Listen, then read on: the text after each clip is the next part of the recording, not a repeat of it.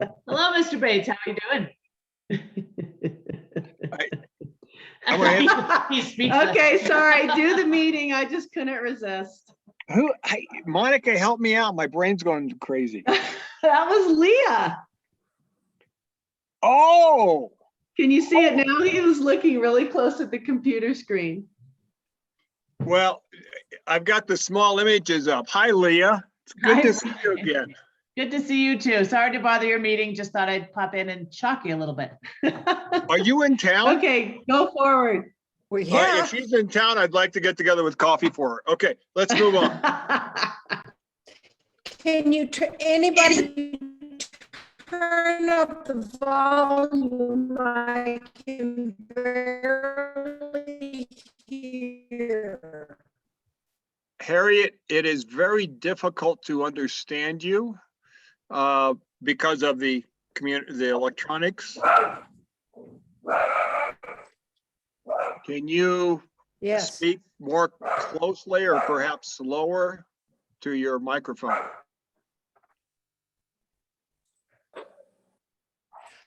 I think she's having internet issues.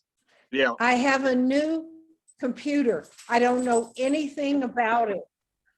Yeah, I can hear you. So That's better now. You're sounding clearer now, Harriet. you're much more Okay. clear. okay, I can't hear you guys. So, I mean, I can hear you guys, but the whole system is new. So if I disappear, I have no idea what happens. None.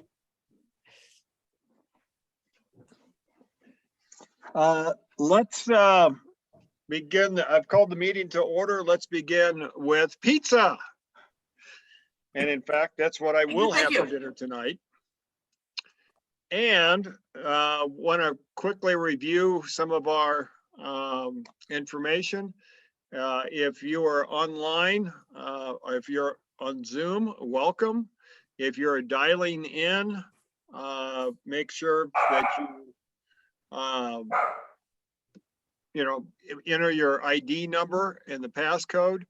Otherwise, as we go through, please mute yourself if you are not speaking. And let's see, let's begin with introductions from members of the committee. And I'm going to have to scroll down to see who's here. Harriet, you're the first one up. Okay. Harriet Young from Timberline, Fernwood on Girls Ranch Road, political scientist, long-term resident. We're doing good work and thank you everyone for all your hard work. Thank you, Harriet. Let me see. Monica, you're the next on my list. Hi, Monica Julian. Been here for a while. I'm the old person that was on the committee before. Some things don't change. Let's see, Melissa, Evelyn.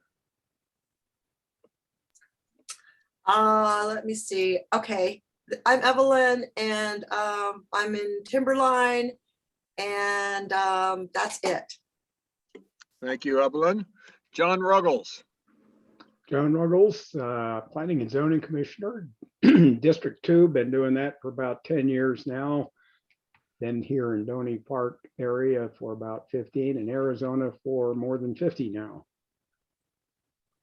I'm glad you're not getting any older, John. You look wonderful. Talk to my cardiologist about that. Well, we'll take that up over coffee. Yeah, you got it. Rob Wilson. Hi, I'm Rob. I live in Timberline, own Timberline Firearms. Have been here for about 13 years now and love it just the way it is. Thank you, Rob. Dave Browning. Unmute. Dave Browning moved here in 06 and like it ever since. We're in Doney Park. And I came in retired and I'm still retired, but I'm pretty busy with things like this. Thank you. Jim Clifford. Jim Clifford, live in Doney Park. District 4 Planning and Zoning Commissioner, and I'm full-time associate at WL Gore. Been in Doney Park for 30 plus years. And that is all that I recognize. Who is TA? Is TA on our committee? No, this is Teresa Alfred. I'm just sitting in and watching what you guys are doing. Well, thank you for joining us, Teresa. Yeah, I did have some questions. I don't know if this is the time to ask it or. We will come back to you in just a few minutes. Okay, thank you. Brian, I think Liz just joined. Liz Baldwin, please introduce yourself.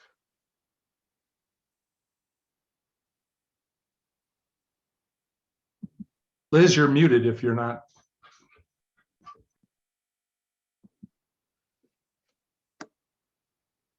Liz may be on her phone and not know where the unmute is.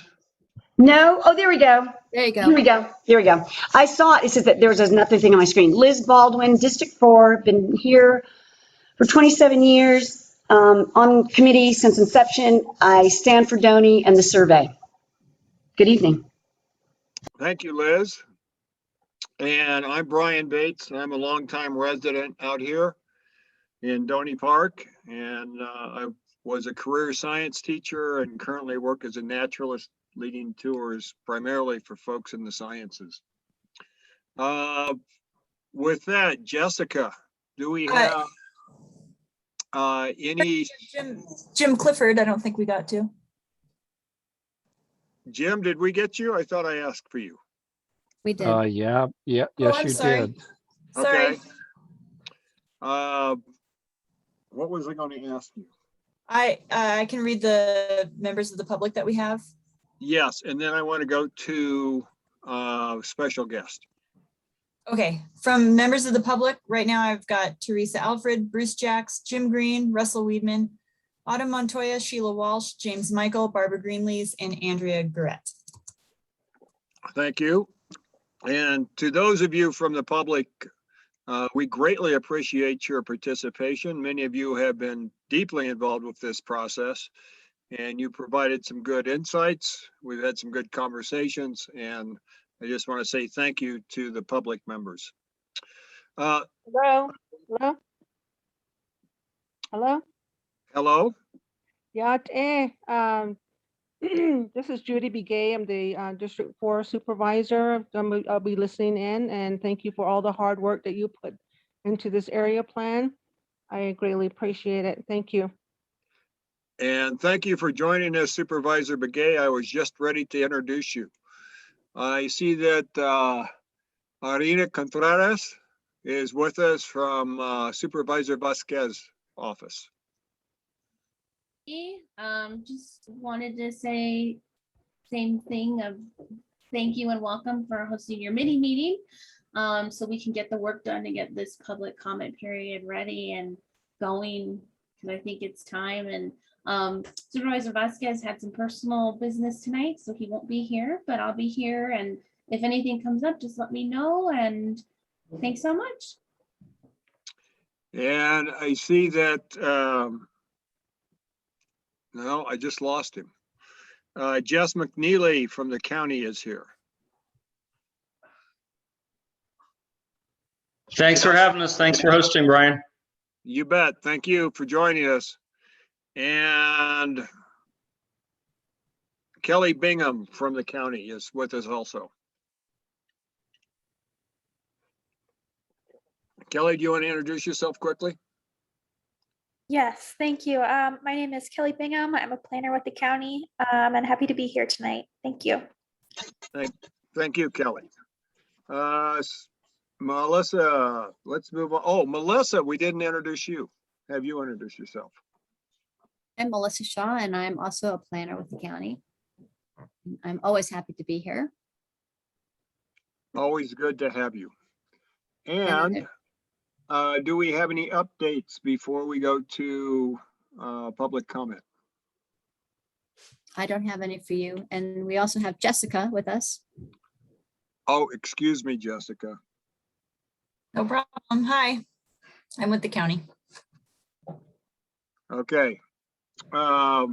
One quick note, this evening, we're going to be working on transportation.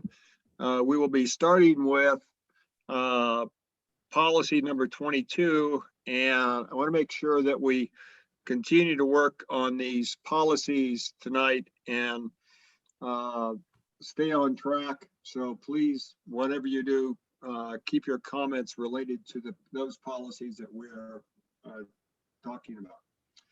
I want to open it up for public comment. So anybody who is not on the committee, if you would like to share a comment with us, please unmute yourself, introduce yourself, and then share with us your thoughts. Go ahead, please.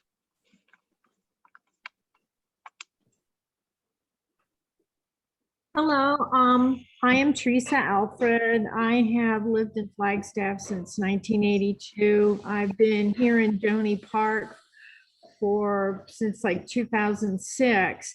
I'm looking at I was looking at next door, and somebody brought up Belmont and that they were putting in some multi-family housing it was going in. And I understand Belmont totally different than Timberline, Fernwood, or Doney Park.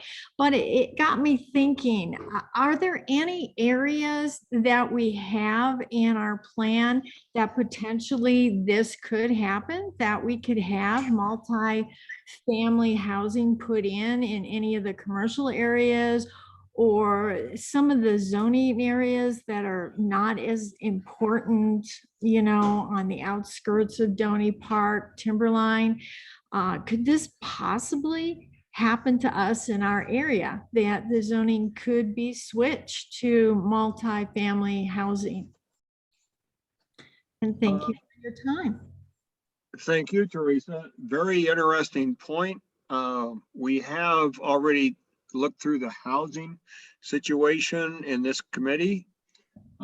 There are locations in which you have like mobile home parks. Now that is not multi-family housing as you're referring to. The general feeling of the community has been to keep Doney Park as a rural region. And there's been several comments that folks are not wanting to have apartment complexes or multifamily. Now, if this is something that you're very interested in, please attend the community gathering. I don't have the date in front of me, but I think it's the 26th. Actually, I'm not interested in having it. I was concerned that it could happen, and I like the way things are rural out here. And I was just worried that there were areas that we didn't know about that this potentially could happen. So I like Doney the way that it is. I don't want multi-family housing. I don't want apartment complexes. I really like the way that it is. And I was just worried that somewhere it was in the commercial zoning or some of the other zoning areas, that if there was a developer that came through and wanted to change to this, and none of us residents really were informed, that we couldn't be there to say, no, we still don't want this. Could that potentially be a problem? And I would like to see something in the plan to say that, no, even if we didn't show up to protest it, this is really what we don't want. Thank you, Teresa. And I believe we've covered that in previous conversations. We're pretty clear that we want to keep Doney, Timberline, and Fernwood as rural as it is currently. And there is language, I forget which section it is. Melissa, could you quickly share with Teresa which section that would be, that she could go back and read? So that would be in the land use chapter, and where there are specific policies regarding zone changes and housing as well. I did want to talk just a bit about Belmont and the residential housing that you see going in Belmont, and Belmont is definitely experiencing, as you know, very rapid growth. The entire area community of Belmont is zone PC, planned community. And so within that, then there are the underlying county zoning districts, and a lot of the locations where you see that multi-family housing, which are they're mostly townhouses. There aren't apartments going in there, by the way. They are townhouse style residences. And so those were, I believe, and Jess can jump in if I am not remembering that correctly. I believe those are on commercial properties. So, you know, Belmont has a design review overlay just as Doney Park does. And so those, if you look closely at the design, they have a certain character to them. And but there have been zone changes that have had to occur as well to affect some of those projects. So they were not all permitted by right, but they have had some zone changes to allow those projects to go in. So it's, you know, there's a much longer history with Belmont. We're not talking about Belmont today, but I can certainly, you know, be happy to talk to anyone who's got more questions about that later on. Thank you, Melissa. Hey, Brian, if I could real quick, Teresa, I just want to let you know that the area plan we're working on right now is used to inform any future decisions about zoning changes in the Doney Park area. And we're making sure that what we're saying in this plan does not include the kinds of development that you were talking about. There's no way that this plan can prevent it, but we're encouraging that it not ever happen here in the strongest terms we can. Because I think most of us, and certainly the majority of the survey responses we got back, feel just like you do. Thank you very much. I appreciate that. Thank you, Rob and Teresa. Let me move on to other community members who would like to share with us. I see Jim Green has got his hand up. Jim.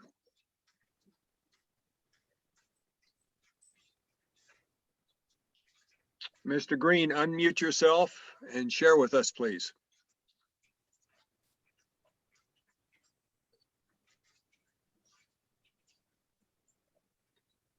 There we go. I think it's a little new to this. I have 0 years in Timberline. I'm in the process of trying to buy a piece of property. Could you outline exactly what the parameters of the discussion tonight really are when you talk about transportation and so on? This is something, we got a ton of it.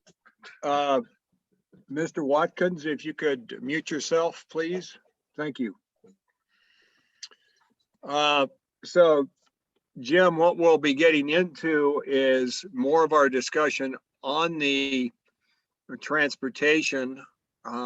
Unfortunately, I wasn't able to get back through the information prior to the meeting because of other commitments, but we will be looking at trails and how we connect those trails this evening. And we invite you to stay with us the entire evening because we will have another public comment at the end of our meeting tonight. Thank you. Was there another individual who would like to share with us? Another public member? Yes, this is Russell Wiedman. Can you hear me okay? Yes, Russell, please go ahead. I'm a 41-year resident of the Doney Park Timberline area and a 13-year veteran of coaching ice hockey in Flagstaff. And, you know, I feel kind of the same way Teresa does. I'm concerned about that and worried. And, you know, when I hear things like what she mentioned going on in Belmont, and then what has been going on for quite a few years now in Flagstaff, it's hard to believe that there won't be countless developers that are coming out here trying to get zoning changes or, you know, develop forest land through a land exchange.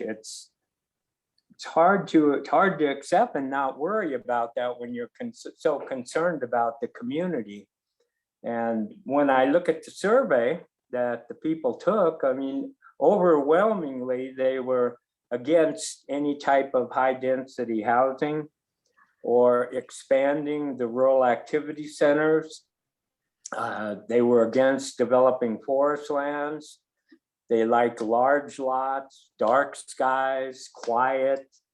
I mean, it was pretty overwhelming in the survey. And there's really only one way that I can see that you can achieve those things. And that's to, I say limit population growth, but you know, people have a right to develop the land they've had, but when zoning changes start happening, and you know, that's how the population will grow. And when the population grows, then all those things I just mentioned start to disappear. And I've noticed it happen out here over the years, and I'd sure hate to see that. It's not anywhere near as rural as it used to be 40 years ago. I'm sure other people could vouch for that also, but it's still a wonderful, beautiful place. And I hope that we can keep it that way.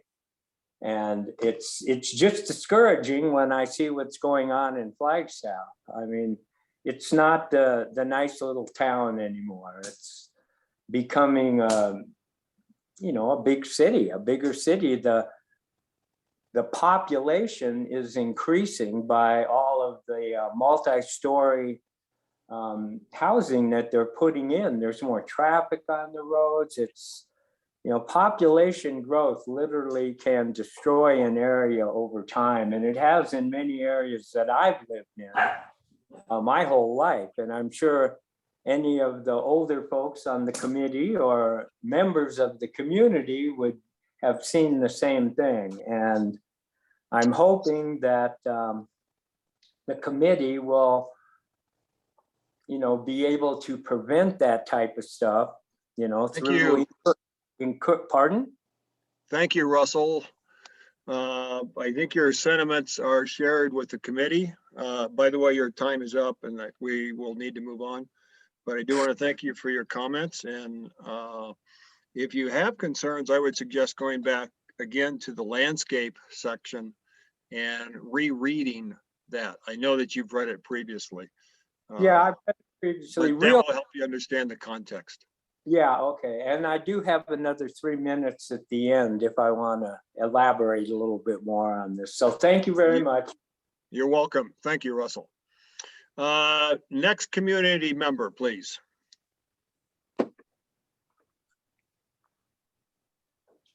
Hearing none. Let's move on, please. Melissa. So now we're going to look at our draft vision statement for transportation. And Melissa, if you will bring that up and read it to us, please.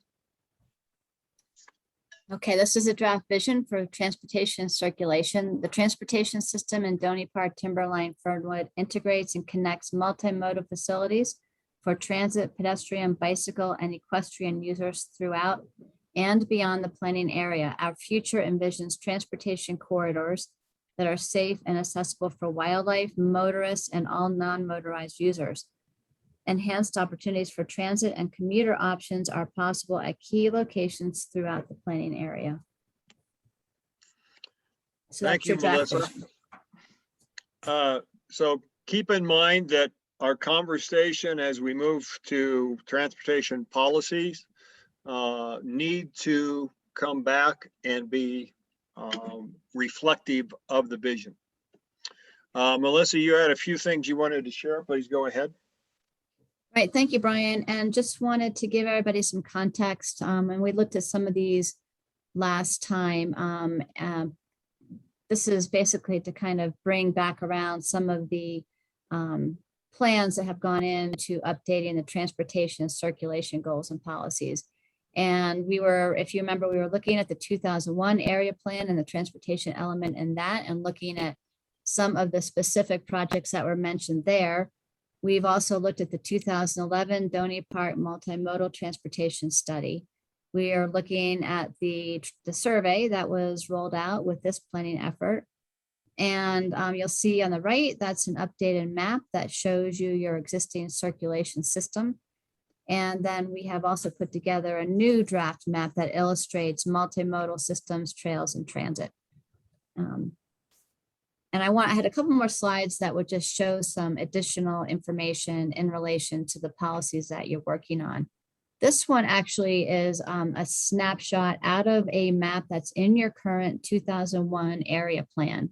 And what it shows, this was a recommended trail system. And you can see, for instance, the proposed Arizona Trail, well, that is now completed. That's on the ground. You know, so there are some other road segments. There's now a paved widened shoulder along Towns Winona Road. This here on the road, the north-south road is Cope Field. There's a multimodal, a separated multi-use path along there. There are some that are proposed right here along Slayton Ranch, a multimodal path proposed there. And then this note here, the Rio de Flag Trail, that is proposed. It's in your current 2001 plan. And it comes out of the open space and greenways plan that was adopted in 1988, I believe. So those are just some updates to that map that's in your current document. Melissa, are you going to keep on going? I had a question for you. Yeah, go ahead, Liz. No, you finish your maps and then I'm sorry, I thought you were done. Okay. Yeah, there was just another one here. And this actually, the next two slides will help to inform policy 22. And that's the policy that you left off on last time that we will be jumping back into tonight. And this is a snap, just a snip off of the draft multimodal trails and transit map. And I wanted to show some of the suggestions offered by policy 22, where there was an idea to connect across 89 at Burris and Copeland. You can kind of see I just drew in some connections just to get a visual on where policy 22 suggestions would be located in the planning area. There was another suggestion put out by some of our partners to do an additional sidewalk along Skeet. So that just is one slide that illustrates policy 22. And there's just one more then, Liz, related to policy 22 as well. And this is out of the Greater Flagstaff Open Space and Greenways Plan. And it goes back to what we saw on your earlier, on that earlier map, where there is a proposed trail along the Rio de Flag. So that's something for the committee to consider next with your policies, but just to give some context to that. And that's all I had there. Melissa, this is Liz. Yeah.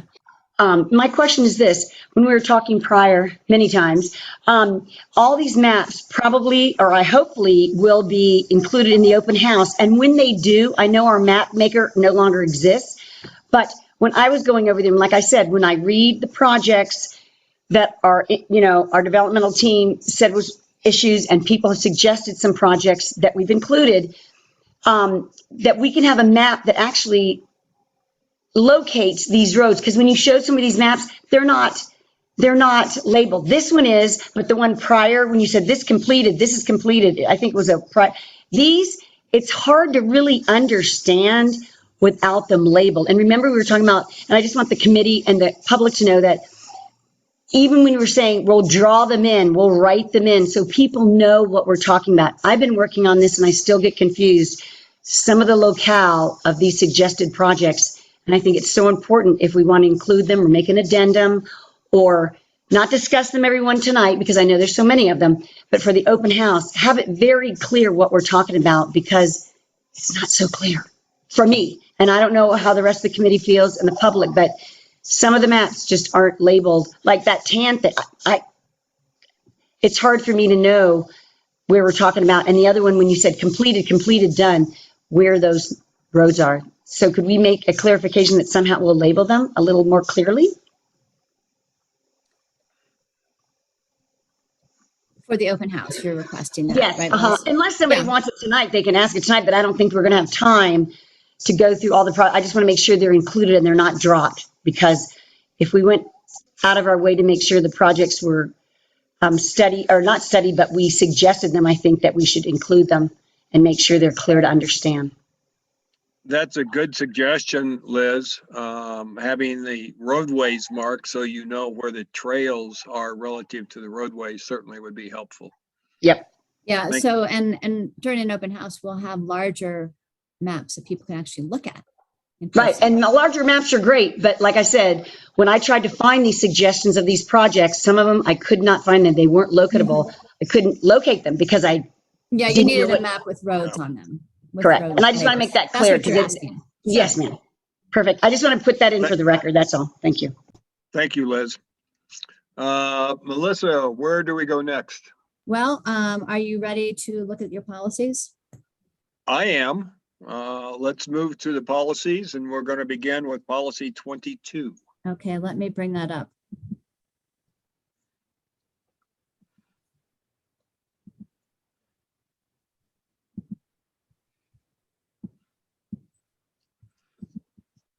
Okay, is that large enough? It is for me. It's great for me. Okay, so we ended, so we would begin back again with the beginning of policy 22. Is that? Correct. Make it a little bigger. There we go. So Brian, I can read that if you like. Yes, please. And again, the maps that we just looked at relates to these policies, and we can go back and look at those if somebody wants a visual. So this reads, where easements or required permits can be obtained, work with partner agencies to implement and establish trails identified in, but not limited to, the U.S. Forest, Mount Eldon Dry Lakes Recreation Planning Projects, or METL, the Flagstaff Open Spaces and Greenways Plan, the Flagstaff Urban Trail System, and the Flagstaff Trails Initiative projects. The following specific connections should be evaluated for feasibility. And 22A. Melissa, can we, I'm sorry, this is Liz again. Can we stop right there? Because we've all agreed, and it's in our project, a few components up, that we need an updated open space and greenway. We need an updated multimodal. Yeah, so what I'm saying, when we look at this, it's saying we want to put in, well, in the one you just read, we want to make sure refer to all them, but only if they're updated, because some of those multimodal trails, woo!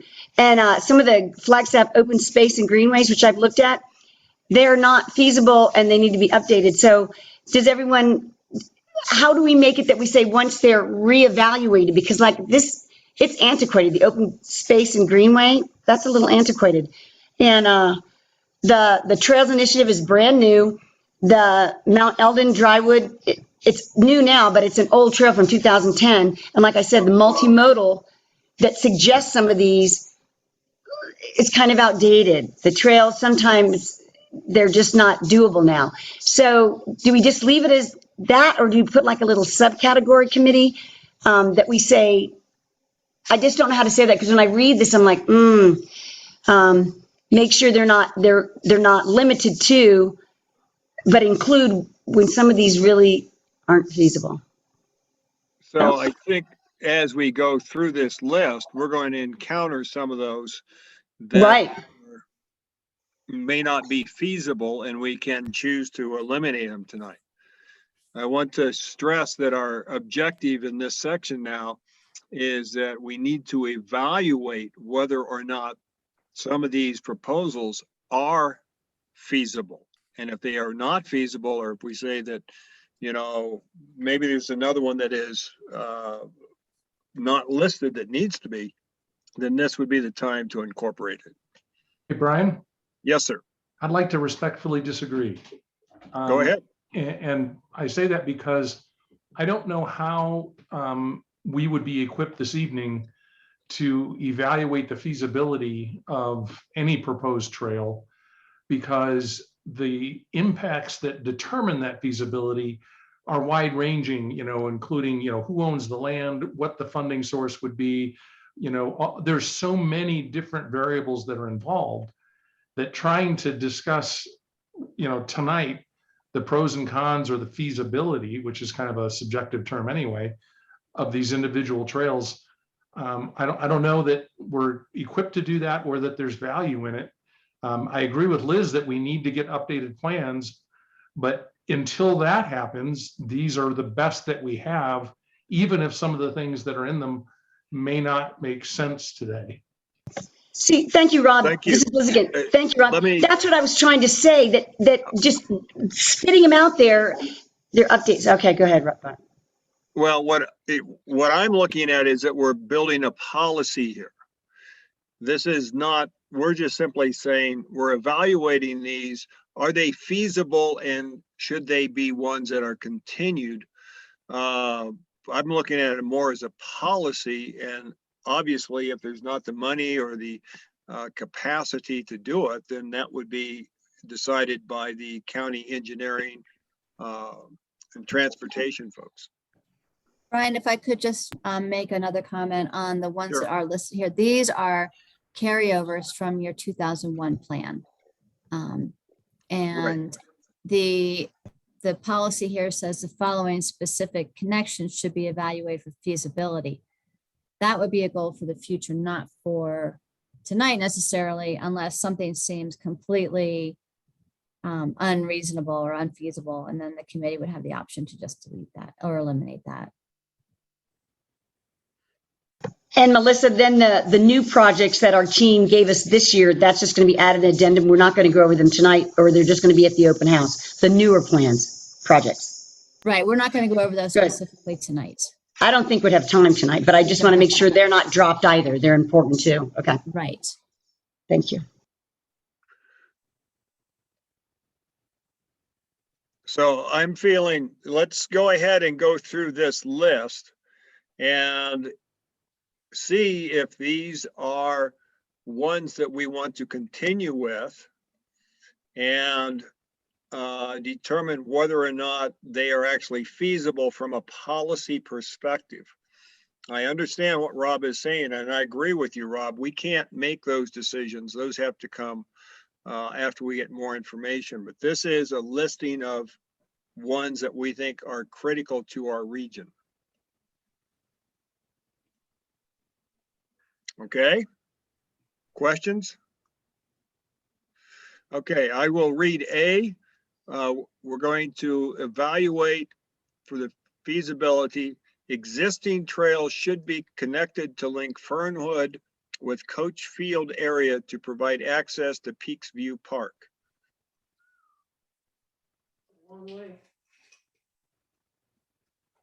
It's, I think we could say that with less words. Existing trails should be evaluated as to how they can link Fernwood with Coach Field.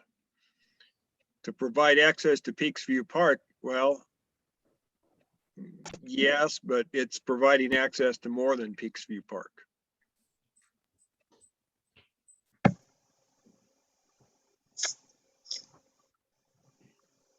Comments from the committee? This is Liz. I think this is trying to get at, and we can change the wording. They just want to connect Fernwood because they're on the same side of the road we are, and so Coach Field is just because it's Peaks View Park. This is an old policy, but I think that's what they're referring to in the old plan, that they just want connection, because right now the dump road that used to connect it, there used to be a Forest Service trail. It's no longer accessible, like Sailor and I talked about. And the road that's there is very bad and it's not connectable. So I think they left it in, they just want a connection so people could ride their horse, bike, hike it to get connected. Yeah. We're trying to link Fernwood with the rest of Greater Doney Park, Coach Field. And you referred to the road. I believe you were referring to Highway 89. No, there used to be a road that took off Slayton Branch, and then it just went into the forest and it went right to the dump road. It was just back forest. Maybe it was a social trail, but there was a Forest Service and a social trail back there, and that got stopped because new homes got there and they cut off the access. Right. So That's It's correct. no connection. So that is good that we can try to do existing trails should be connecting or new. I mean, because the existing trails that were there, I don't think exist anymore because there are houses on them. So it could say existing and new trails. I don't know. Or trails, period, should be connected, not existing trails, but trails, What if you do, period. this is Evelyn, what if you just say connection to link Fernwood to Coach Field? Okay, beautiful. Yeah, Yeah. that does it. Yeah, I think the appropriate word would be connecting. Yes. Connecting, leave out to, just connecting Fernwood with the Coach Field area to provide access. I think leaving the park in there is fine because Yep. that is a central recreational facility and the only one in this area. And the folks in Fernwood deserve access to it also. Got it. I agree. It's appropriate to leave that in there. Sorry, I had to fix the formatting. Okay.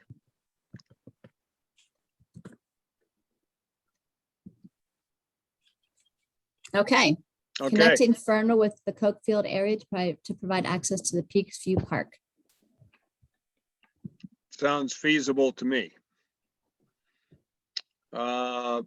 Letter B, please. The completion of the proposed metal trails project, including the 2010 Timberline Trail, will provide linkages to the FUTS, the Foots Trail, and the planning area. What is the word how? This is Liz. How the completion? I don't get that. Can't we just say the completion? Can we just say the completion?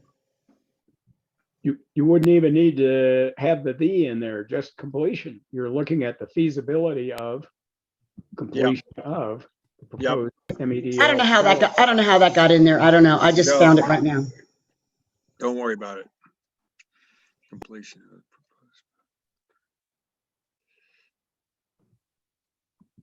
proposed. Do we need to keep will provide linkages to the Foots Trail and the planning area? We added that because the MEDL trails and the trails all within all these areas, we want to connect to Foots because that connects us to Flagstaff. So yeah, I think that's important. That's why it was added because, and the planning area, because not just our planning area within us, but without us to connect us to Flagstaff, and it does with the Foots. Thank you. Makes sense. Okay. Other comments on letter B? Let's move to letter C. Okay, number C, connections across Highway 89 at Burris and Copeland that link the west and east sides of the planning area. And that was that hand-drawn connection that I showed you in the map earlier at those locations at Burris and Copeland. And we will go over that again when we come to TC 31. It says more detail, right?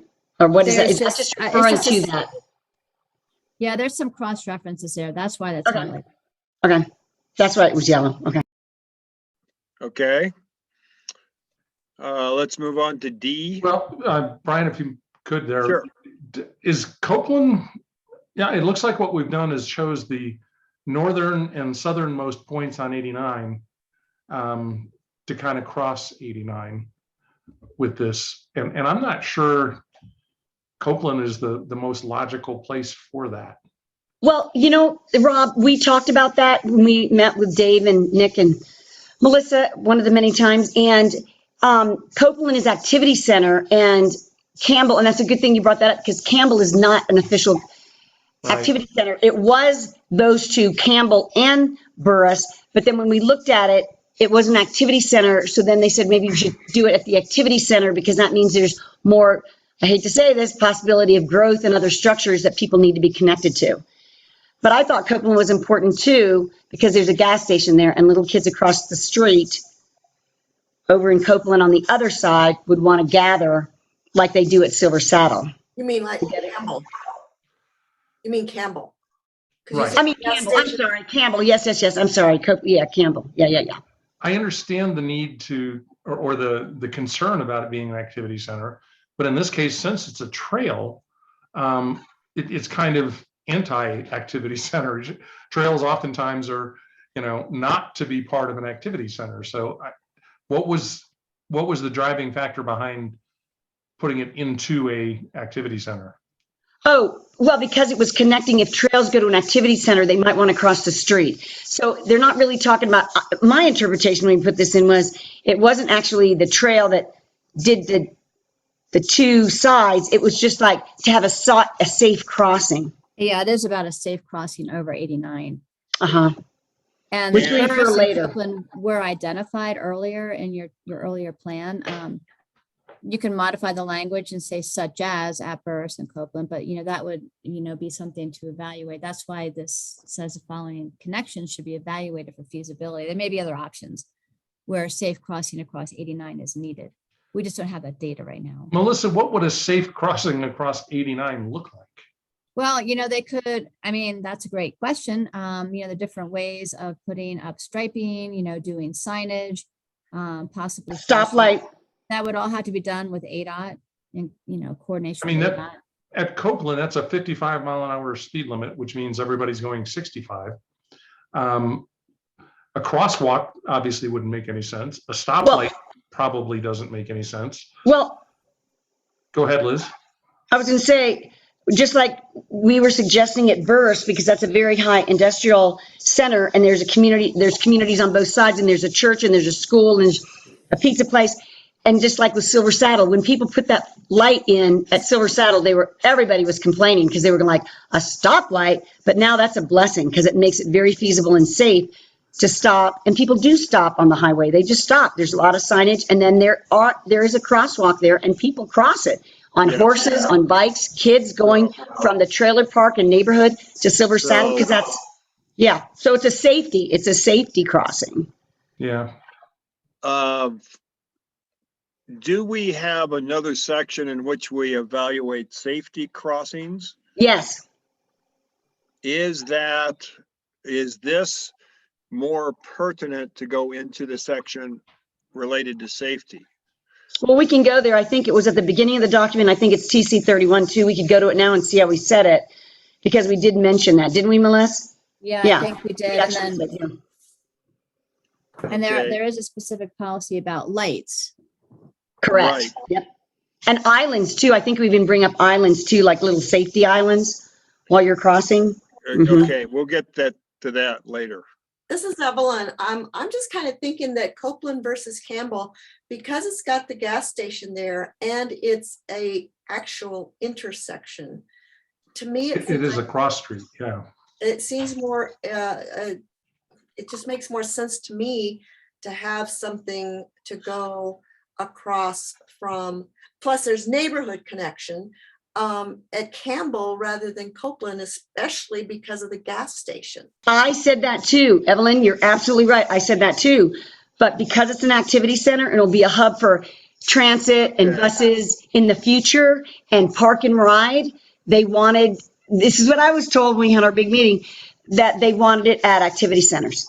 Because I thought Campbell would be better too because of the gas station, but because the other one's an activity center and potential for more growth and transit, yes. What would be would there be an advantage to listing both Campbell and Copeland? Or maybe would be a good way to do that. But Campbell and Liz, I would ask who they are that's telling you it has to be in one place or the other. Because this is our plan, not theirs. Right. Well, I think it was Nick and Dave and Melissa when we're all talking. Correct me if I'm wrong, Melissa, who else was there that we were looking at the feasibility of these and some project ideas at Burris? No, it's nobody's fault. It was just a group meeting. I mean, we've had so many. I don't remember who was at that specific meeting that said, well, we really should do it at the activity center. But we can decide, put them all in there. Yeah, no, this is why you all are discussing it, because it may not make sense to have it at Copeland. And, but yeah, there was, the point that Copeland and Burris are activity centers on the plan. And there's already been discussion about not expanding activity centers. On Campbell, that gas station was there based on the rezoning and everything. But, if that seems like a logical place for a crossing, that could be evaluated again for feasibility, because making any changes across a state highway like that would obviously require, a lot of input and work with ADOT. So, but if that seems to be a place that the community feels a safe crossing is needed, this is your policy, as Rob said. Hey, So can we keep all of them? yeah, I'd like to side with Rob on that. A simple or Campbell in there would suit what I think we're trying to do with an area plan like this. And the other thing, it is our area plan. It is not an area plan done by they. Thank you. You're welcome, Liz. How does that look? Like it. That's fine with me. And Okay. my interpretation of what John was saying, John Ruggles, was Burris and we should have, golly, were you speaking of it being a simple or were you wanting an and or? In other words, Burris is definite and then Campbell or Copeland. That's what I see. Yeah, Brian, you're absolutely right. Burris and Campbell and or Copeland. That's a place where you can actually use and/or. Yeah. Okay, that's what I was hearing you say, and I thought, Dave, you were about to say, chime in there. Yeah, you probably want the comma after Campbell to go away, I think. Otherwise, it's got the same value as Burris. Right. Yes. How does that look then at Burris, comma, Campbell, and or Copeland? I think that makes sense. And if I may, so this reference to what was TC 31, it's actually TC 32. It is a related policy. Brian, did you want to go ahead and jump to that now? I will take your advice on that, Melissa. Which do you think is more prudent, to continue with TC 22 or to jump to TC 32 quickly, take a look at that and then come back? Well, it's up to the committee. I can read it to you real quick, just so you have that context. And that is nested under the safety and aesthetics goal. So number 32 reads that the county and ADOT are strongly encouraged to provide means for safe crossings of Highway 89 by pedestrians, equestrians, and bicyclists. Priority should be given to Highway 89 intersections at Burris Lane and Copeland Lane. So maybe we'll just go in order and then keep this in mind when we get to that, because that's your last policy tonight. Okay. Well, that seems logical. What you read seems logical to me. Let's continue with TC 22, section D, please. Okay, D talks about the continuation of the proposed trail corridor in the Greater Flagstaff Open Spaces and Greenways plan that dead ends in Winona to loop back to an existing or proposed trail. Okay, this is Liz. My comment on this, I wanted to ask the committee. I don't really, this is Liz again. I didn't mean to unmute. I wanted to ask the community, I don't know if anybody's been out there. I tried to find this trail. It is in the open. Liz, you've muted yourself. Oh, I just wanted to vote. Has anyone been out there? This is Liz again. This is one that we put in here. I tried to find it or just kind of go the way. If someone really wanted it from the old plan, we can leave it in here, and then if it's feasible, maybe. It goes out near Rattlesnake Canyon. I don't know. And the next one, E too, is something that I don't think is feasible, but we can leave it in there because someone thought it was important. So I don't know. That's why when we have the open house, I'd really like a map with clear distinction where these places are, because I couldn't find them. Let's stick with D for a minute. It says continuation of the proposed trail corridor from the Greater Flagstaff Open Spaces Greenway plan that dead ends in Winona to loop back to an existing or proposed trail. In other words, what you're trying to do is get connectivity here. Right, but there's no trail really there now. It's Okay. existing because maybe, yeah. We're evaluating. Are we evaluating the continuation? Well, what this policy speaks to is to evaluate that proposed corridor. And so just so you know, the Flagstaff Open Space and Greenways plan is still a current plan. It's the plan that's Right. being used by the city. So, and the county has adopted it too. So there is a suggestion for a trail corridor. And the way I read this, and this was again from the 2001, the existing plan, is that that corridor just does end, was proposed to end in Winona, and Liz did go out and try to find it. It doesn't exist now, but it is related to number E as well. And I had that map up earlier. That's what we were trying to illustrate. It's a very high level line on a map that was proposed with that plan. If we can't find it and no one has asked for it, I don't know how we can justify including it here. That was my point, Rob. Yeah, I would hope we strike it. I mean, like Well- Liz said, at some point it was important when they did that planning effort. If it's not important now, then that's your, certainly what you're trying to If it weed has- out here. If it There hasn't is been a, 20 years, Let's go to Evelyn, please. if it hasn't been, it's a proposal. And what you're saying is you want to continue this proposal. You want to have that proposal in the plan. But if nothing has been done about it in 20 years, then why even have it? that's what I was saying. That's my point. But this is actually asking for, this is saying that we're going to evaluate the continuation of this. And somebody looks at it and says, yeah, that's nothing, but yes, we evaluated it and no. Who would do the evaluation, Dave? I don't know. That's a good question because it talks about it up front. But they've had 20 years to do it and apparently not done it. But Or maybe- evaluated it and determined it wasn't justified. But maybe because it's growing out there, it could be there. I mean, I tried to find it. I didn't see anything.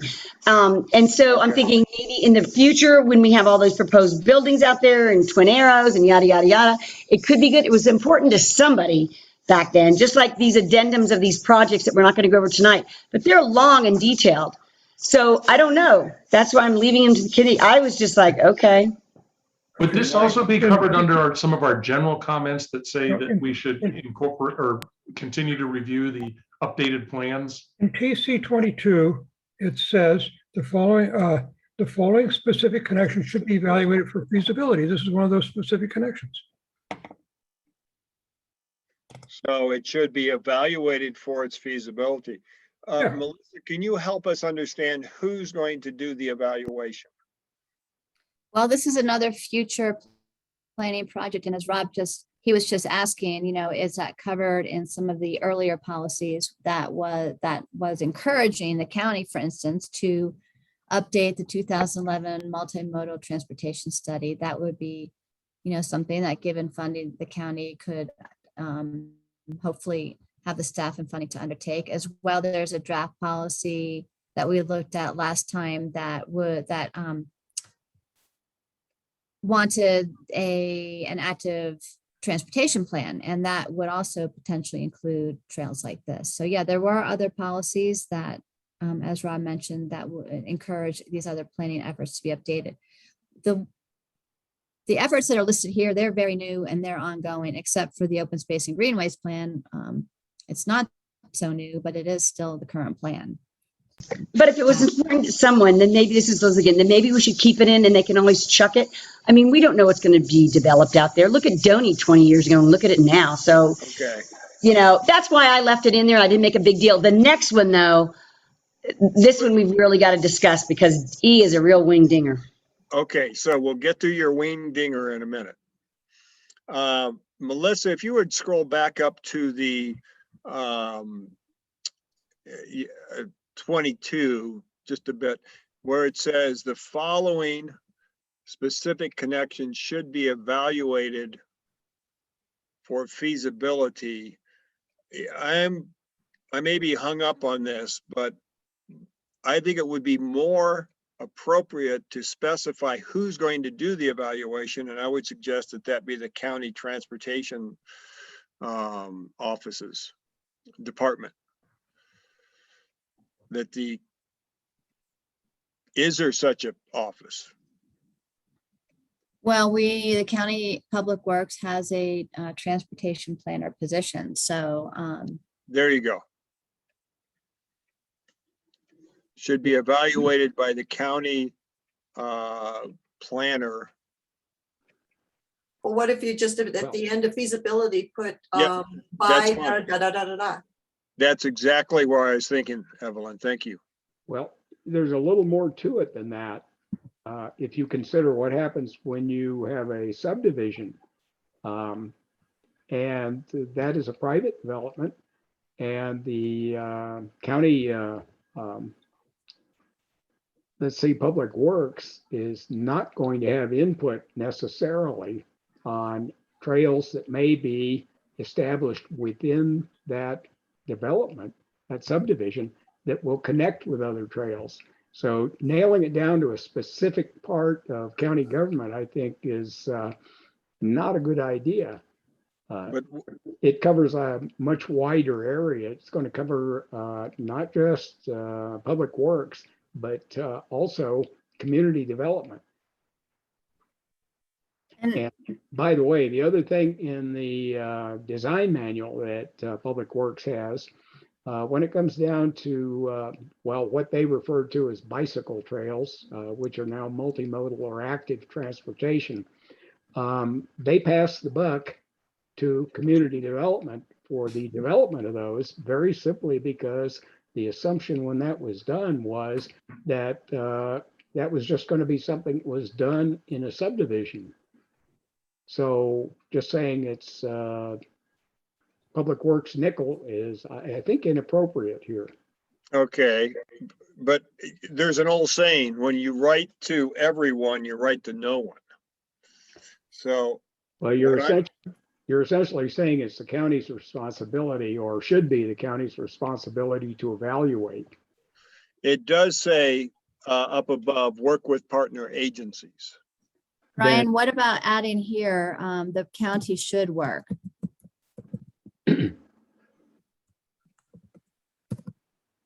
That would work because it Yes. gets off the hook further down in the paragraph there, Yeah. rather than Okay. saying a specific part of the county, such as Public Works or community development.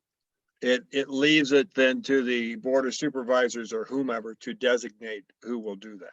Yeah, and if you were to have a new tax to fund some of this stuff, yeah, it would definitely be up to the board of supervisors at that point. Right. To say, yeah, here's who's Okay. responsible. Thank you. Okay, let's go back to letter D, please. I have no problem with that. But they're evaluating the proposed trail cited in the open spaces Greenway plan that currently dead ends in Winona and should loop back to an existing or proposed trail. Hey, Brian, one other thought here is this trail was created by the Greater Flagstaff Open Spaces and Greenways plan. If they wanted it to be a loop, they could have made it a loop. And when that plan gets updated, then that plan can make it a loop. But for us in this document to be trying to direct that seems kind of beyond the scope of what we're here to do. You make a good point there, Rob. I agree with Rob. I don't think we need it. I think I'll go along with Rob on that one. Comments from other committee members who have not shared. Do we keep this or do we toss it? Toss it, toss it. Okay. Monica, anyone else? I would say keep it as written. Jim Clifford says keep it as written. And your reason, Jim? Winona is a growing area. We have, at the time that this was written, back in '01, Winona was not as big as it is now. And with that area growing, more people are riding bikes out there, looking for trails to run on. And there is a trail out there. It is hard to find, but it is existing. And it basically goes across private property now. And I would say to leave it there, because as that area develops, we are going to have to look at trails and stuff like that for people out there to use. Thank you, Jim. This is Liz. I agree with that. That's why I said we left it into discussion, because it is growing and it was important to somebody back then. What if you put continuation of the, oh my gosh, my mind went blank, of the consideration of the proposed trail?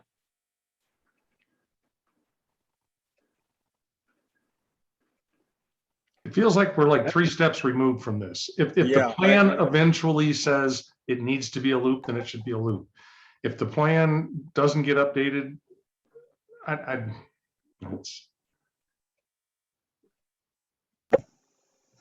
Would it make sense to put a plug in that when the Greater Flagstaff Open Space and Greenways plan gets updated, that dead end trail have a loop? So in other words, it's giving information to that plan instead of evaluating it separately outside of that plan.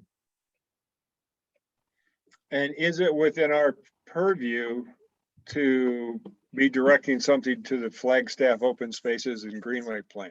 It's your community and you know it better than anyone else. You're not necessarily directing them to do anything. Remember our discussion about language? Right, yes. We're saying, hey, you should consider this when you do the update. If And that by the seems like way, an important connection, then it's, again, as Liz has always said, if it's not in here, if that idea is not in here, then it may not be remembered.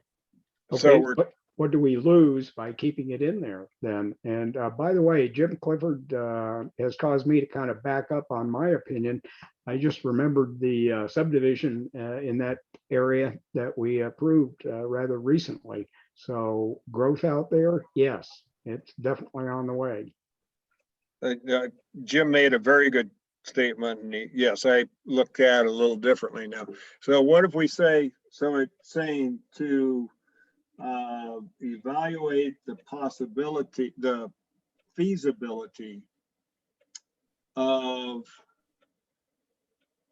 how shall I say this, of amending the Greater Flagstaff Open Spaces and Greenways plan to include a looped trail to and from Winona. And that may need to be, I'm just trying to capture the gestalt of it here. Brian, this is Liz again. When you say looped, a lot of these trails out here, there's only one way, like the Arizona Trail. It's not like a loop. It's like you go one way, you turn around, you come another, or it's one big loop. You know, we don't want to have like a going and a coming. That's too expensive. Got it, Liz. Okay. I use loop because it says to loop back. That connects with existing or proposed trails. And I agree with Jim that Winona's growing, but if the trail that exists now is crossing private land, it can't be being used all that much. And oh, it's not. That trail would need to be developed first before we should even consider trying to make it into a loop. I'm guessing there's going to be a lot higher priorities other places before we start making trails loop. What if we say encourage the Greater Flagstaff Open Space and Greenway, Greenway's path to have a loop, or not a loop, a trail to Winona? And you know, just kind of encourage, just to state that we want to encourage them to do this. encouraging the first part of the trail, the one-way port or the single trail Right. would be a good first step. This is asking for something that Right. doesn't exist yet to add a loop to it.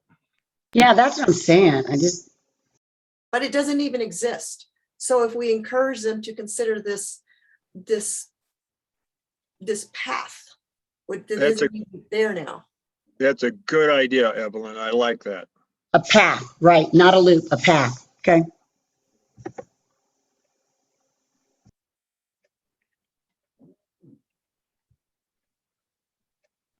Okay, could you repeat that, Evelyn, so we can get the word change Oh, correct? something like encourage the open spaces and Greenway plan.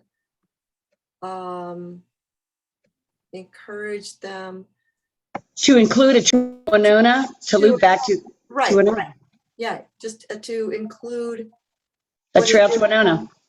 To include what's been proposed for 20 years, but nothing's happened yet. We're just encouraging them to do it. Yeah.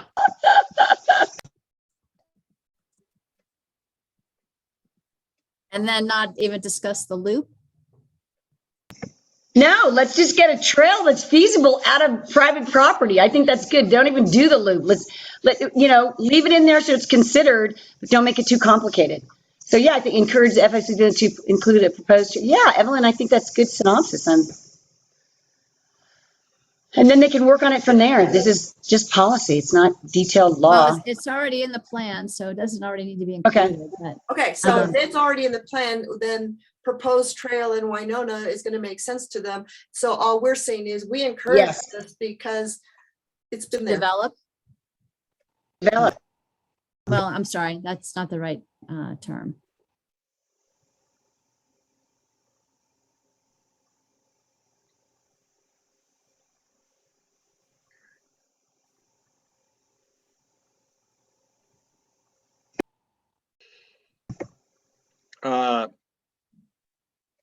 Encourage, is it FOSGW?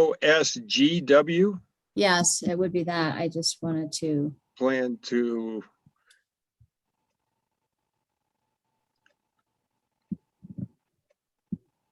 Their To facility. highlight to. How about trail plan to Winona? Encourage the open space and greenways plan path to Winona. I'm sorry, you cut out there, Evelyn. Oh, I did? Okay. Encourage the open space, the FOSGW, encourage the open space to Plan to include trail to Winona. Trail to Winona. Include the trail in Winona. I don't know. Except this paragraph Plan a trail. is under, I mean, For encourage doesn't feasibility. work with what this is, can evaluate the feasibility of, and then encourage doesn't work. Yeah, Okay. I agree with you, but right now I think we're just going to try to get this idea and maybe wordsmith it a bit more. Do you want to just evaluate the feasibility of the Flagstaff open space and greenways planned trail in Winona and not include the rest of this? That would work much better. That helps. Yes. I'm good with that. Less words. Yes. Yes. So Thank it you. would just be this first, and we will spell it out, but it would just include these words here. Right. How about plan a trail system in Winona? Explore the feasibility of planning a trail system in Winona. Yeah. Yep. Okay. Yeah, that sounds good. That connect, I think you need to add connection in there then, Right, because the we want it to connect outside of Winona. To connect to the You other can trails connect- of the area plan. Ah.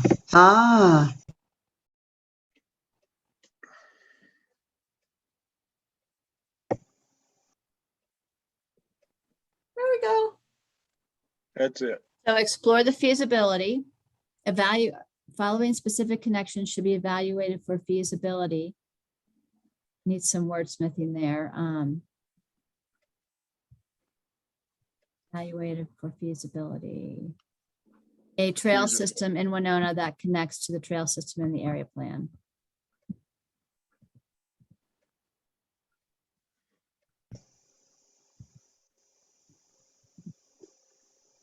There you go. And then do Explore you the really- feasibility of a trail system in Winona that connects to the trail system in the area plan. Yep, And then the rest of it you don't really need after that. exactly. Perfect. It takes a village. In this case, it takes a committee. Should I hit the delete button? Hit it. Delete your semicolon there. Well, that does introduce the last part. Okay, you're right. Yep, I see. Got it. So continuing on. Okay. So now Ian. we're going to consider the feasibility of a trail along the Rio de Flag and links to the city FUTS trails as depicted in the Greater Flagstaff Open Spaces and Greenway Plan. Okay. This trail, can I put my comments in, Melissa? Or are you going to say something? Oh, no, I was going to encourage you to speak up. Okay. This trail goes from the Rio de Flag through neighborhoods. And if you go on Stardust and it continues to go east towards Towns of Winona, you can see it. It's the Rio de Flag. It's a great place to bird. There's a starting of a platform that you can bird watch there, but it goes right along everybody's fence line on the easement. I doubt we'll ever get a trail because they all have fences right up to the Rio de Flag. And then once you connect from this Stardust East Trail, it goes on all private properties. I can't get my bike on it because it's soggy, wet, marsh, and then it connects to Coachfield. From Coachfield, you have to go to Mariah. From Mariah, you have to go to a private road that's gated called Pine Country Road. And then from Pine Country Road, you can get on Burris and get to 89. It would be a wonderful plan. It's a great connection. I guess we can leave it in here if we get easement from at least 15 houses that run their fence right up to the marsh area. You can't even really put a bike through there right now. I don't know what they were thinking. Maybe 20 years ago, there weren't houses on the Rio de Flag, but there sure are now. So I asked the committee, we left it in here because it would be wonderful. I don't know if it's feasible, but I guess we could leave it in and have someone evaluate it because these are all the feasibilities. But you're riding on a marsh with fences right up to that marsh. And you can't own the river, but you can own the land up to it. And that's why, it's beautiful, and I tried to find it because I thought it was a great idea, but so do we agree to leave it in, just the feasibility? Maybe in the future they'll grant easements? I don't know. This is Evelyn. I think we should leave it in because it's kind of like the same thing that we had in Timberline. Okay. For the equestrian path from Copeland to the forest. And Okay. eventually, the county was able to work with the homeowners and it's there. So I think to have something there is okay. Okay. And it is beautiful. I mean, if you go look to that little Rio de Flag with all the ducks and the beautiful red-winged blackbirds and the big cattails, it's gorgeous. Even if they gave us easement to mess up that beautiful marshland, riparian habitat would be a shame just to put a bike trail in there. But we should. I mean, it's important and it is beautiful, and you could walk it with, muck boots. Okay, so leave it. We could leave it as it is, or you could simply shorten it by going to the acronym for the Open Spaces and Greenway Plan. I don't think it makes any difference.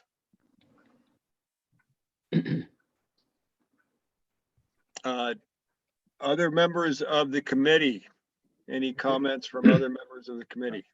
Brian, I think you make good sense there. You could use the acronym. We've defined it. I believe we've defined it earlier on. So once you have, use it. There we are. And John, this is Liz again. John and Robin, everyone on the committee, for these feasibilities, remember when we had a couple, I think it was like TC10, when we talked about using bus systems from Cromer School to go to town? Never mind. That's a whole nother issue. Never mind. Okay. Rob, could I turn this over to you for just a minute? I've got to feed our animals because for some reason my wife isn't home. Yes, sir. Happy to help. Thank you. Hello, everybody. I'm Rob Wilson, your co-chair this evening. We'll be cruising at a flight. Never mind. So we just completed TC 23. We're all good with the. No, we're at TC 23. Excuse me. Right. Yep. Which I'll read, which says to implement the trail policies in this plan, the community and the county are encouraged to work with partner agencies to pursue project assistance and funding. Sounds like that pretty well covers what we would hope this process looks like. Any committee member comments? Moving on to TC 24, which says we should seek opportunities to establish active transportation systems for commuters along state highways and arterial roads. And I think we first need to define active transportation systems here. Could Liz or Melissa help us with that? Sure. Liz, did you want to take that or would you like me to?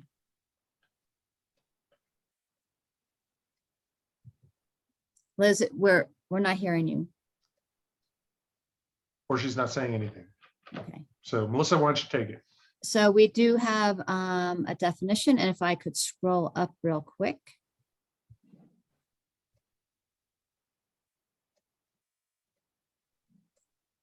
An active transportation is a means of getting around that is non-motorized and is primarily powered by human energy, walking and biking, or by equestrian power. So this would exclude the new electric assist bikes. Is that correct? Well, no, that's a whole nother discussion that I don't know that we want to dive into because there are different categories of electric bikes that are still need pedaling. Our definition says non-motorized, right? But they're, I guess technically they are considered pedal assist. So, there's a motor. well, I think though that, and we don't, the county doesn't have a classification for those yet. Although other places do, and I know that the industry has classified them. They're not motorcycles. No. So I think this might be a great opportunity for us representing our community to address whether we want motorized vehicles of any kind, because now that we have motorized bicycles, we're going to have motorized quads, we're going to have motorized all kinds of things coming up in the future. We have motorized skateboards and single wheels and all kinds of other things. So if we're well, I do know that, yeah, sorry, I do know that the bicycles that are quote electric is different than one with a motor. And that they, you know, there are certain levels of the electric bicycles that still require people to pedal. They won't go unless somebody is pedaling them. Rob, you need to look at ADA also. That's a good point too. A motorized, an electric The wheelchair. scooters and carts and things, right? Right, an electric wheelchair can go on these paths. So an electric motor is different than a gas-powered motor. So I'm thinking we need to look at that under. Yeah. But I think we need to look under ADA regulations on this one. So the objective here, Liz, are you back with us? Yes. So what is the objective of TC 24? What are we trying to accomplish here? For this one, it's because we've had some comments and suggestions that they wanted. I don't know how feasible it is, but Dave said, go ahead and put it in. To have something closer to the highway, because all these paths we have now, they're kind of the scenic way, and it's not really for commuters. And people sometimes, I see a lot of people on 89 riding on the shoulders. And just include this, that if we get funding and if they do the study, and it has been done in other places, and it's at the mall, that there's a bike path right next to the highway, that it could be a possibility in the future. Seek opportunities to establish. I don't know how feasible that is, but it's just to make it a possibility because it's all around the mall. And many years ago, like 2000, 2010, they said it couldn't be, you had to have a big divider, but it's happening, it's at the mall, going to Country Club. There's a highway, there's the mall, and then there's a little offshoot, and it's a bike path, and it goes all the way to the club and the golf course and the neighborhood. So we left it in there because people were asking about it, so that's why we suggested to put it in there. Okay, so are we asking for a path that supports non-motorized? Oh, that all depends on what we're gonna allow out here. Are we gonna allow pedal assist? Are we gonna allow, I don't know, like the ones in, Well, our definition of active transportation system says non-motorized. So that would mean pedestrian, bicycle, and equestrian. You're right. And that definition can be tailored to your plan. I think, and this You're right, definition. active transportation, you're right. Oh, good point. It takes a village. Okay. And I think it means mainly, not motorcycles, right? The key word here in this definition is the primarily. Right. Which I think made sense a year or two ago, but the advances being made in these electrically powered transportation devices, which are a wide variety of, I wonder what our community wants to see on the paths, because many of them are capable of speeds far exceeding what we're accustomed to seeing on these kinds of paths, in part because they're electric assisted in whatever way they are. And yeah. And the also thing we did add, Rob, we added, where is it? Primarily powered by human, because someone pointed out, well, when you ride a horse, you're not human powered. That's the horse's power.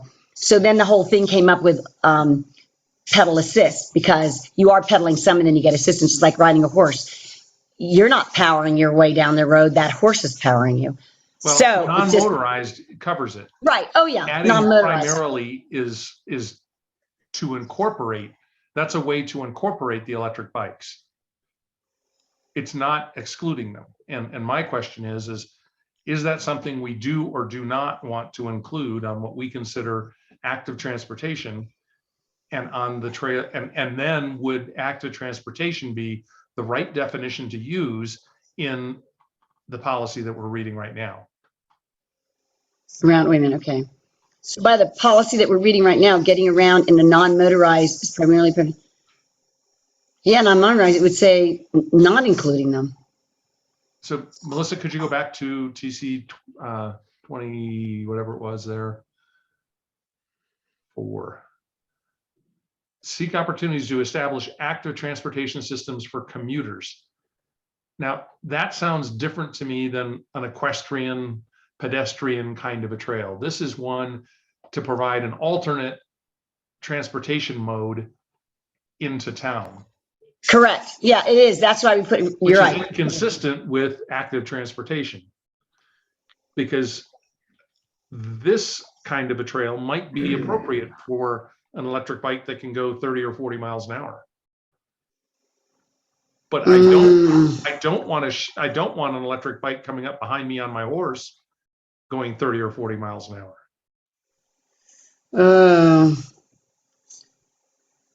So maybe we shouldn't use active transportation in this way, just commuters. That's my thought. Seek opportunities find active for commuters. Seek opportunities for commuters and take that out. But I don't think bicyclists like electric bikes either. That's why that whole big thing happened in Futz Trail. It scares you. You're riding your bike and all of a sudden, and they come up right behind you. I mean,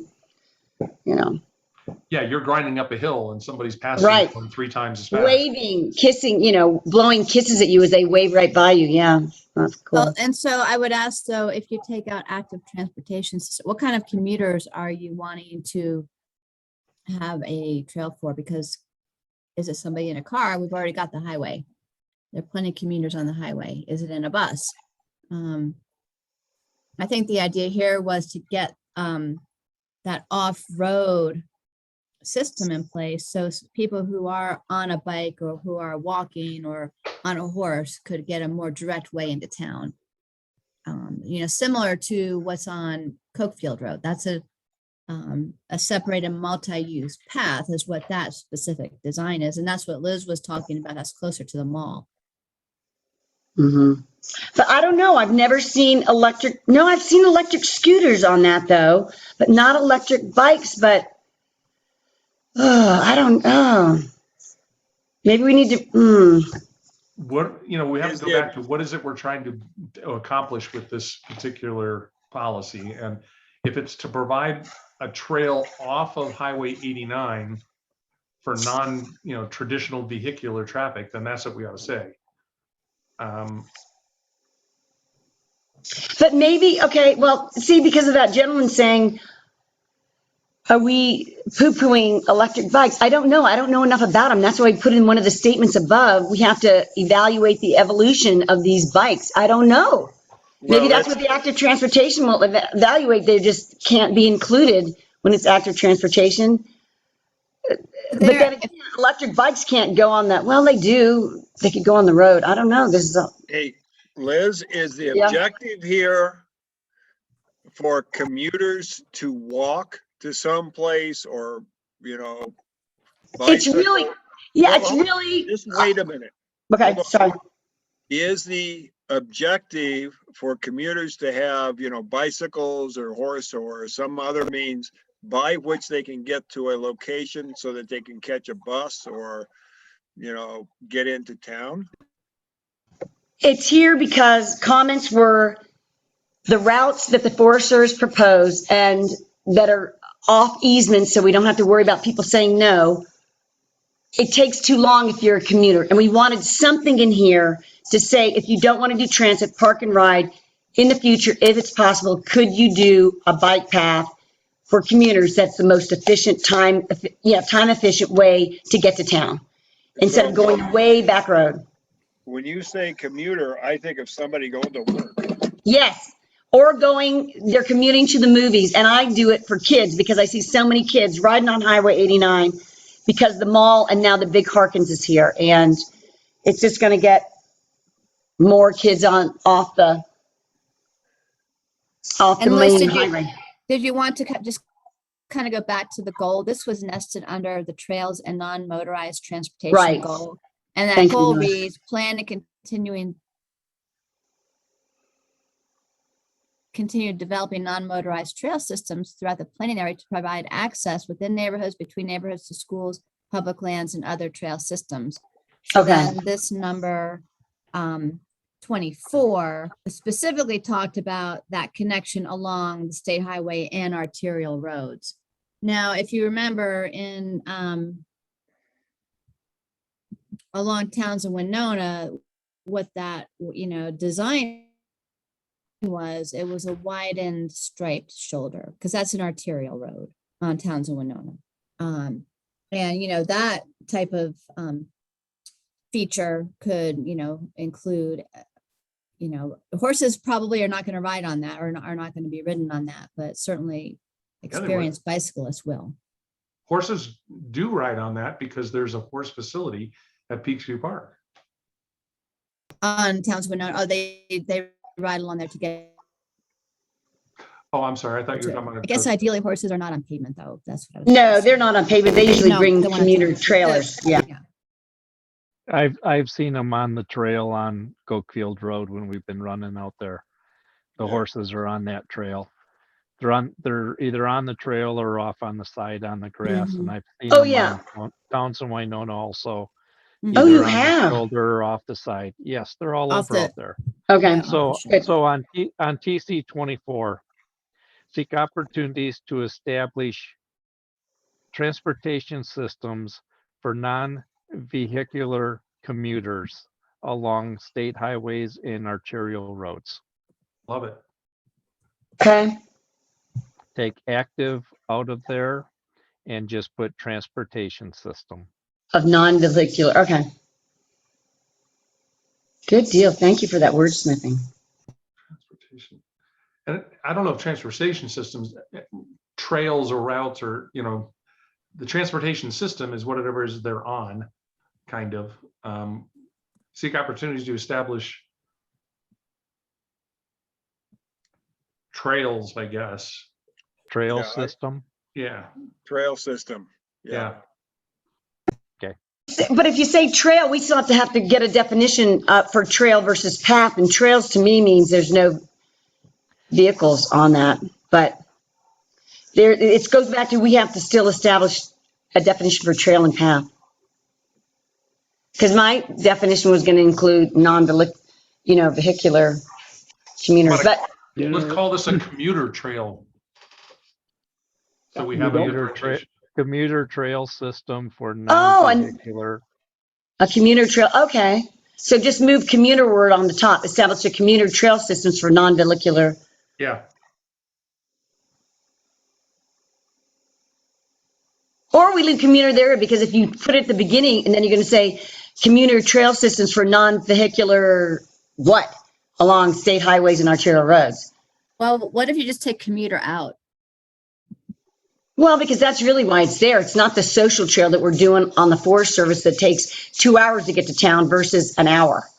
See what I'm saying? It's really for people who have a destination. It's not just a social, I don't know, let the community establish. I thought that's why we originally put it in, Melissa, because it was more for commuters to make it more efficient on next to the road to get to town as quick as possible, to either go to the store.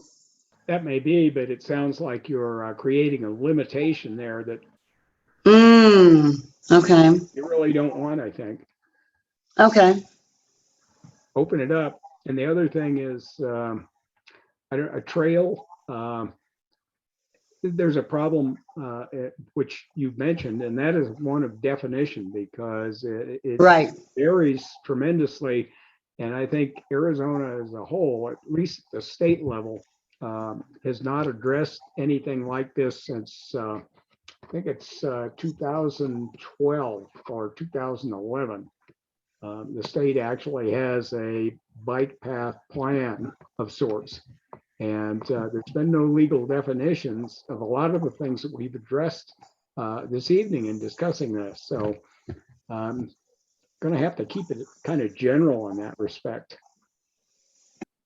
Take commuters out and you're good to go with this one, I think.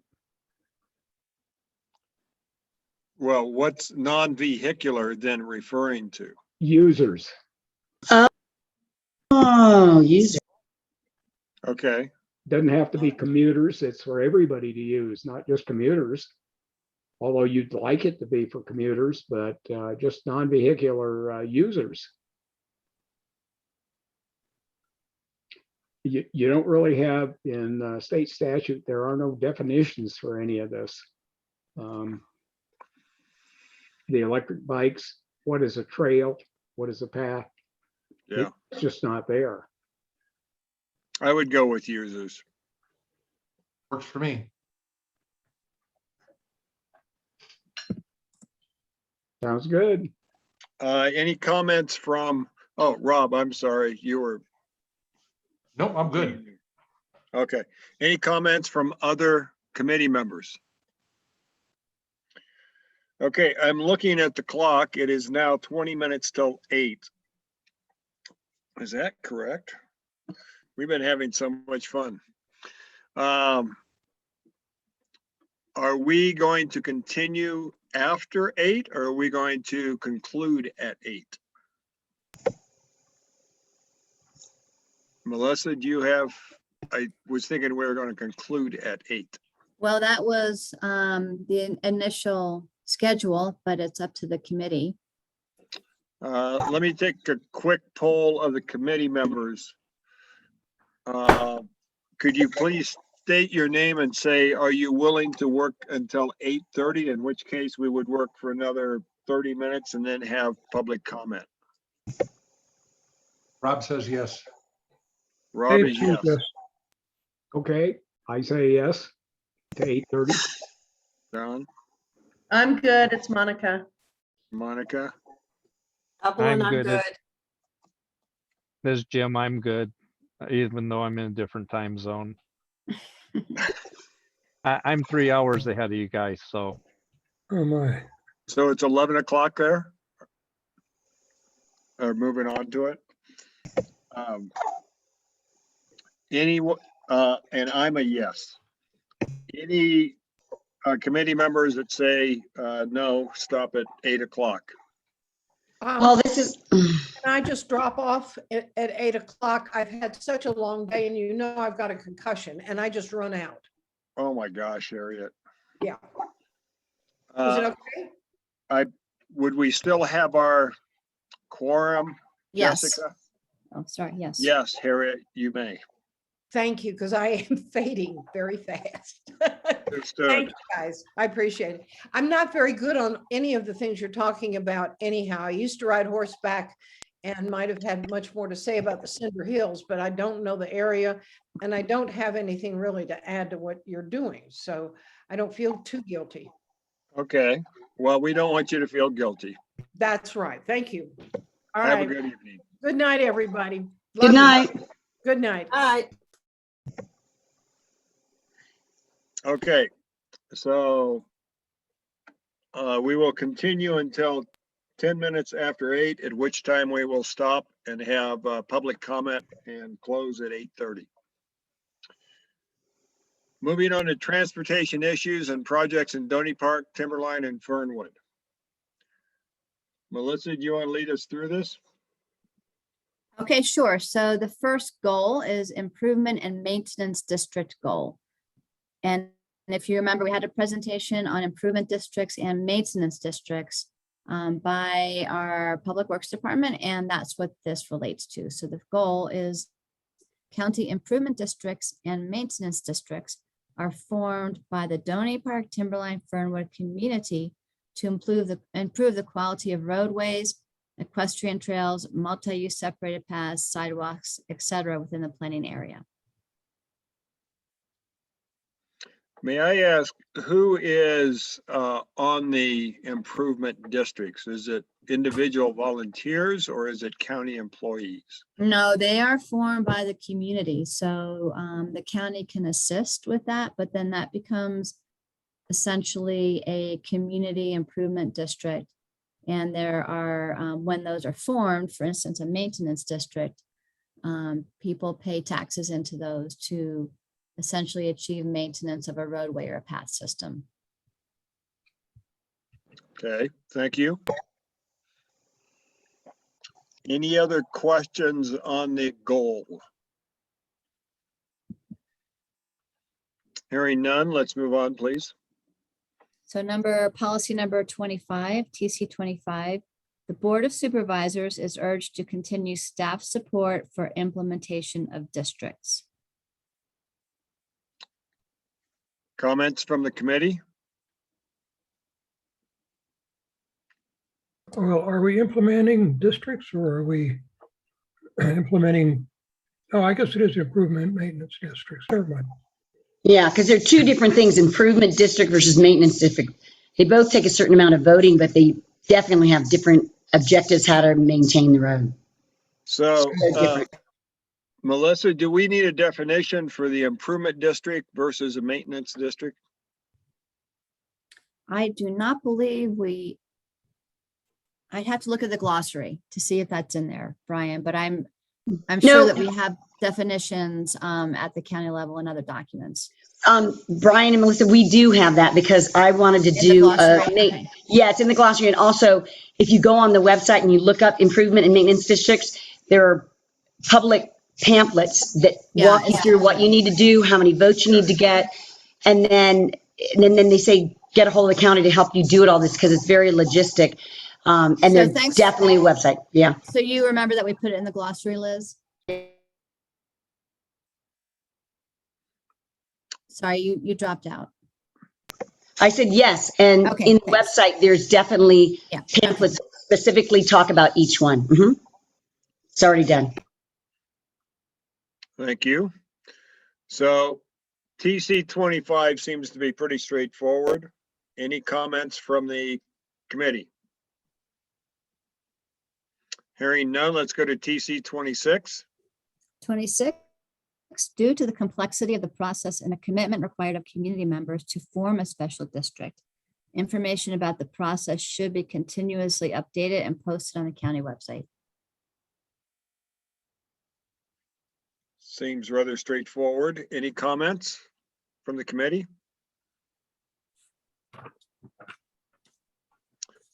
TC 27, please. 27, future road improvement districts should consider pedestrian safety measures in the planning and design of road improvements. I think, this is Liz, I think that we should add road improvement and maintenance because they're two separate ones and we're not just saying there should be equestrian considerations, no, pedestrian consideration in just one, but both of them, because that's why you're making them, to make them safe and cut down on the dust. Like that, future road improvement and maintenance districts. Yeah, I think. And then you got to change the bottom of it to design for road improvements. No, that's good. Yes, ma'am. Liz, should we add pedestrian slant equestrian? You know what? That's a good call because I think we should. Yeah. Yes, I would agree.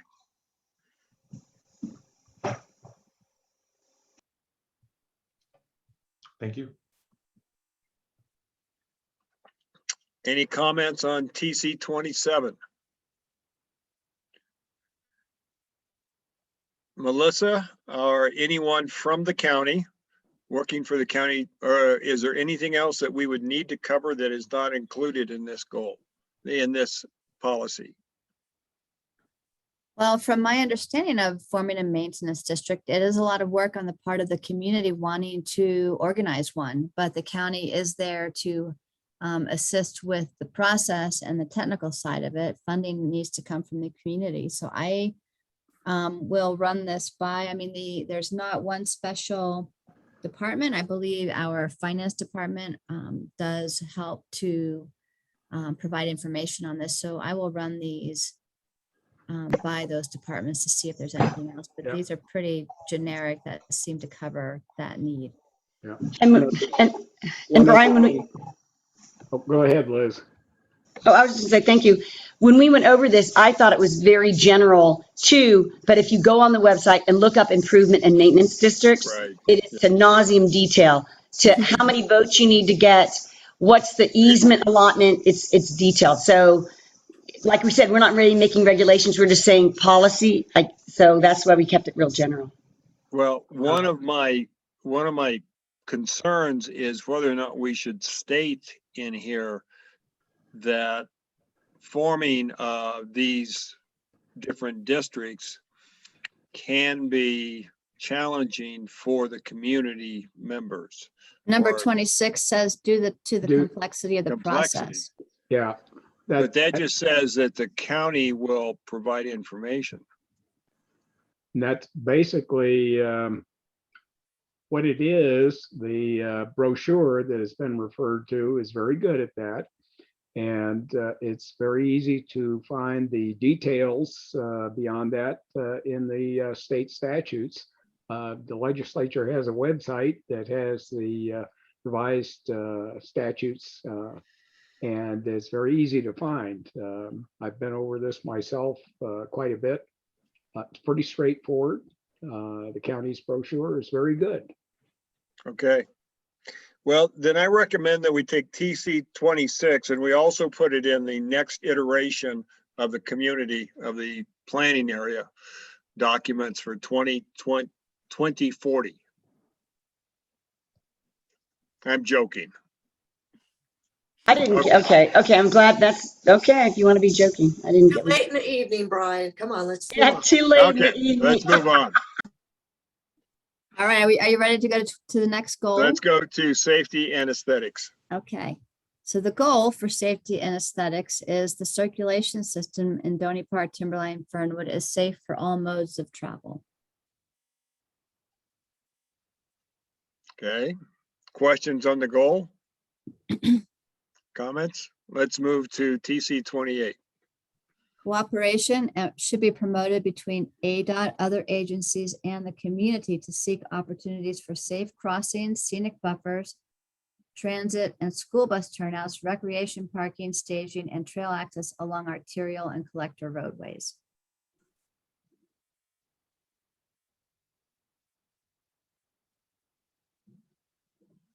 Works for me. Comments from the committee? Yes, can I jump back a little bit?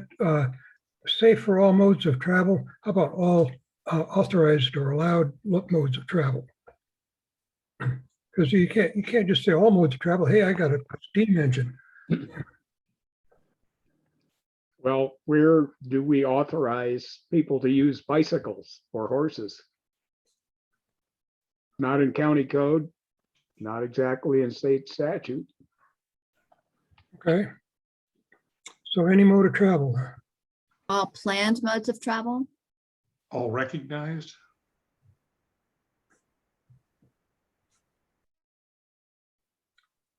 What would not be a recognized mode of travel? Good question. Dave suggested a steam engine. Well, yes. That I want to see. There They were used to here be a train before. in Doney Park. Traveling down the paths. Some of the paths we walk now are old steam engine track paths. Mhm. That's Right, true. right, yeah. That is They're true. not there anymore. No. Just think steam engine tractors.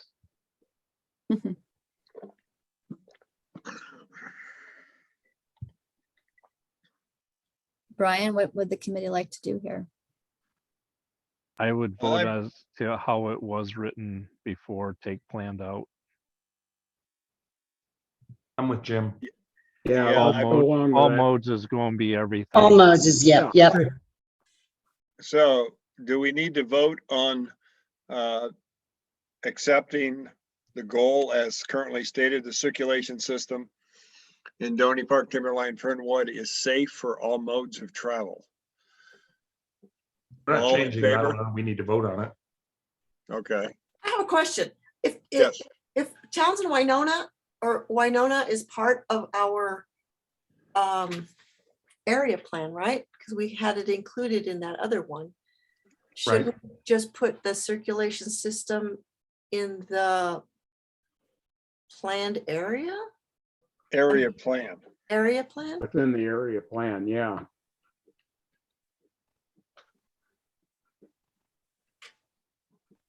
Like that?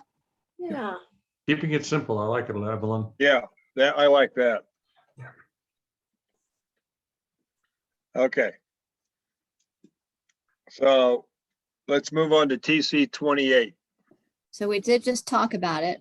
We read it.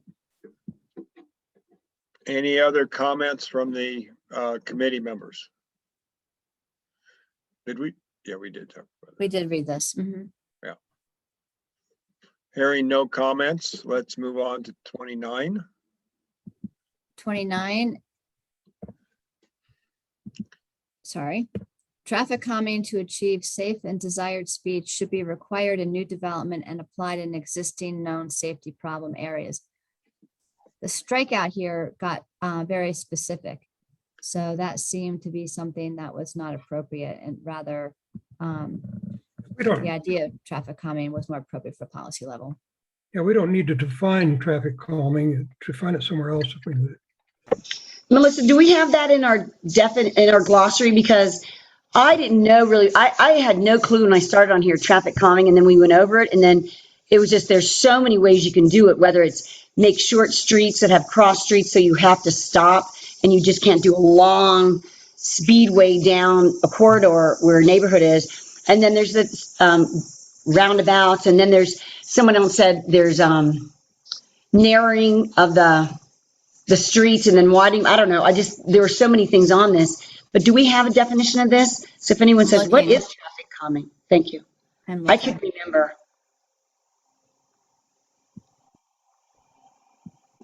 I have to go back into it. You can always I don't know mark if we should say should be required. We should say should be encouraged, right? Just I don't know. But if it has to do with safety, shouldn't it be required? Yeah, I think so. Well, that's a message to us on the Planning and Zoning Commission, and I'll tell you what, that is something that has been discussed a lot with subdivisions. Control the traffic within the subdivision, exactly like you're saying right there in the first sentence in TC 29. I think required is perfectly acceptable for use here. Okay. Yeah, yeah. Yeah. Right, And plus you're saying should, not must be required. So you got, Yeah. oh, should be required, so that if you Well- put that together, then it's a strong encouragement. And Yeah. Liz, back to your question, no, we did not define traffic calming in the glossary. Oh, okay, so maybe we should make a note of that. Definitely, yeah. I didn't know what it was. Right. And I'm trying to think, where did I read that? I think when I came to your office, I don't know, but I I think we have another, I think it's in the comprehensive plan, okay. or it's certainly in the engineering design manual. But we And the can look city has into had a that. lot of conversations about traffic calming with the bathtubs and the other stuff they've been putting in. Okay, can you make sure that traffic calming is added to the glossary, please? I'm making a comment Yep. right now. Thank you. Yeah. Rob, what's a bathtub? I'm sorry, it's an island in the middle of the street that you have to kind of swerve around to slow you down. Now, see, that would have to be defined. Okay, thank you. It's a method of traffic calming. You guys are funny. Okay. No, we're just the little dummies. No, it's funny. Okay, we're gonna run out of time here quickly, and we're We very have two more close to the- policies, three more. So you guys are almost, you're on the home stretch. Streetlights in the planning area should be kept to the absolute minimum, and the county should work with ADOT to ensure no continuous streetlights along arterial roads, i.e. US 89 and Townsend Winona Road. That's a good statement to have in here because I like it.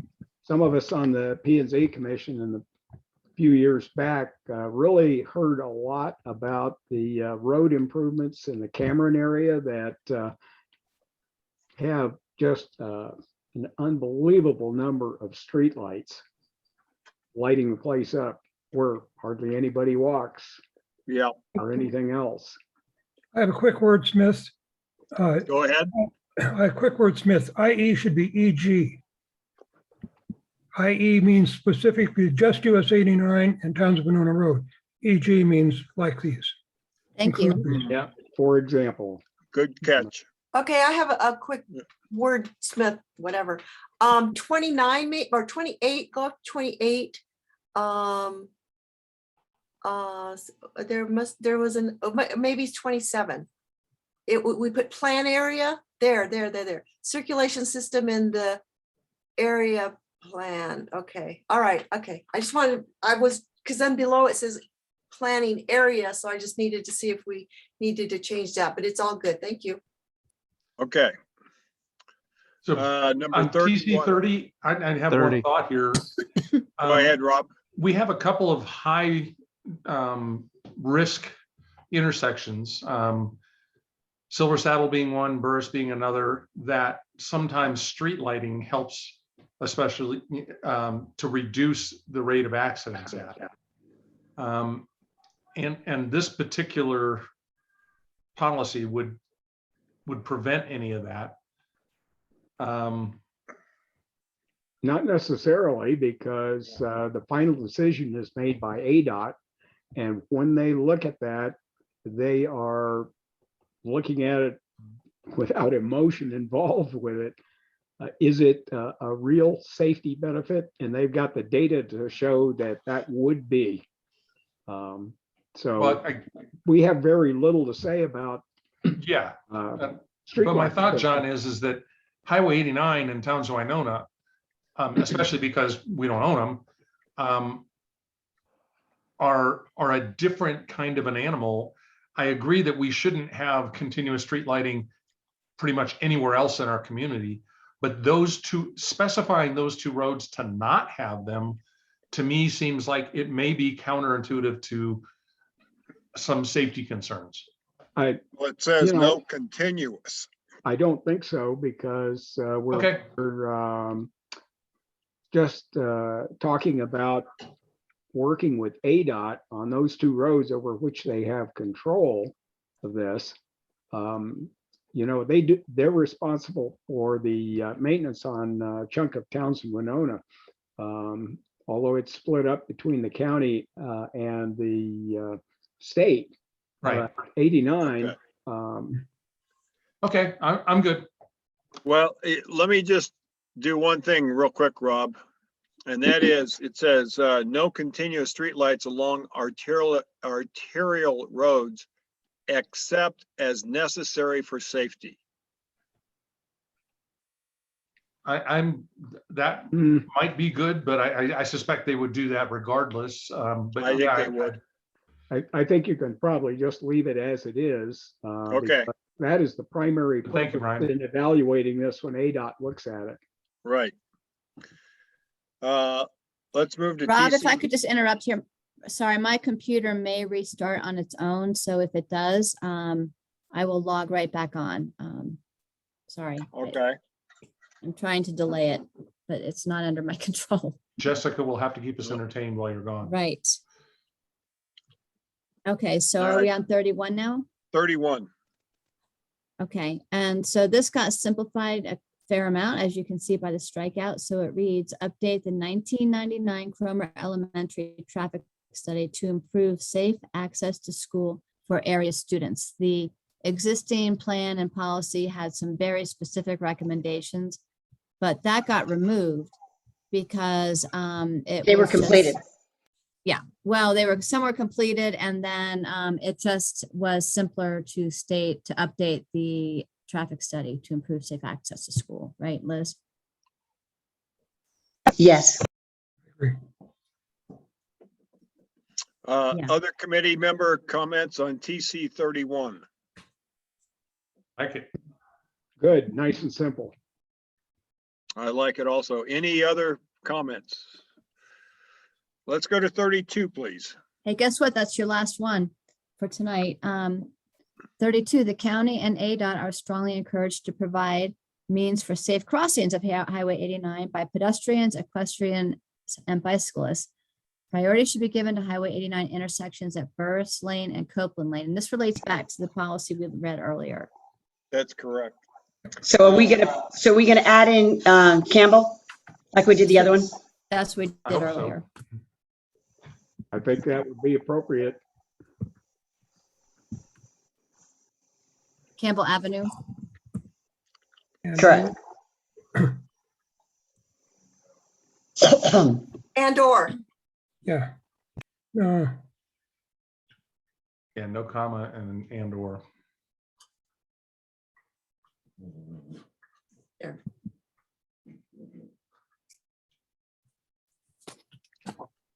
It's consistent with what we said Melissa? before, and I like it. Yeah. I like that too. Any other comments on TC 32? Looks good. Melissa, can you scroll up very quickly to TC 5 and see what the reference is? Yeah, that's not the correct number. It was the one we looked at earlier, and I'm looking for that right now. Let's go up here. John, do you have your hand up? John Ruggles?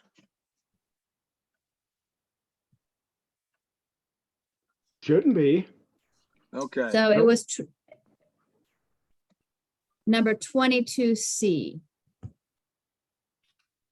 is the reference.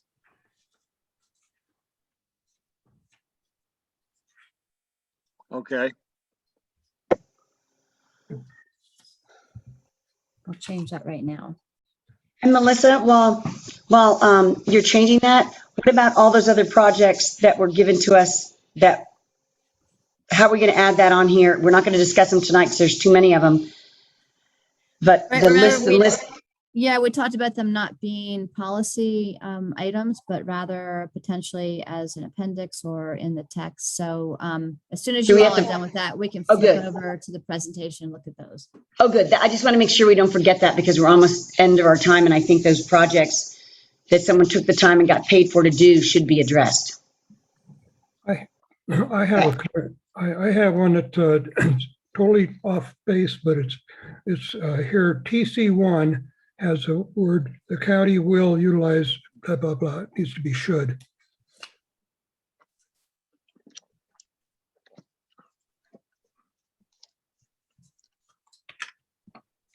Good catch. Yeah, I saw it highlighted it a while ago. Thank you, Dave. Very good, Dave. Thank you.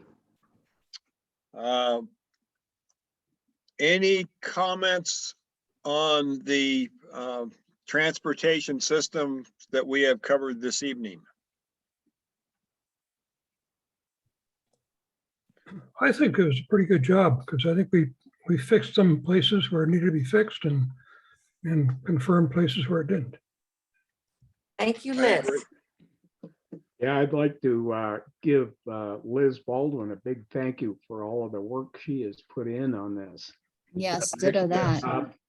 Amen. Well thought out, and she is very effective at defending her opinions. And wish her safe travels tomorrow. Definitely. Yes, off to Iceland, is that correct?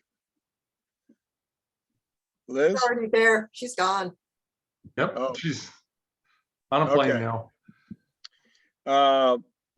Let us move then to our next agenda item, which I think is public comment. Is that correct? The schedule, probably. Wait a minute, Melissa. So, Brian, if you recall, we had a few more slides to look at with those specific project suggestions. It's 8:07. If we have a few minutes, we could look at those and talk about how to capture that information. Let's do it quickly, please. Because we can't drop them, Brian. These are important ones that Well, county people were paid to do this, so we have to I get it. suggest them. Okay, let's go. So, sorry.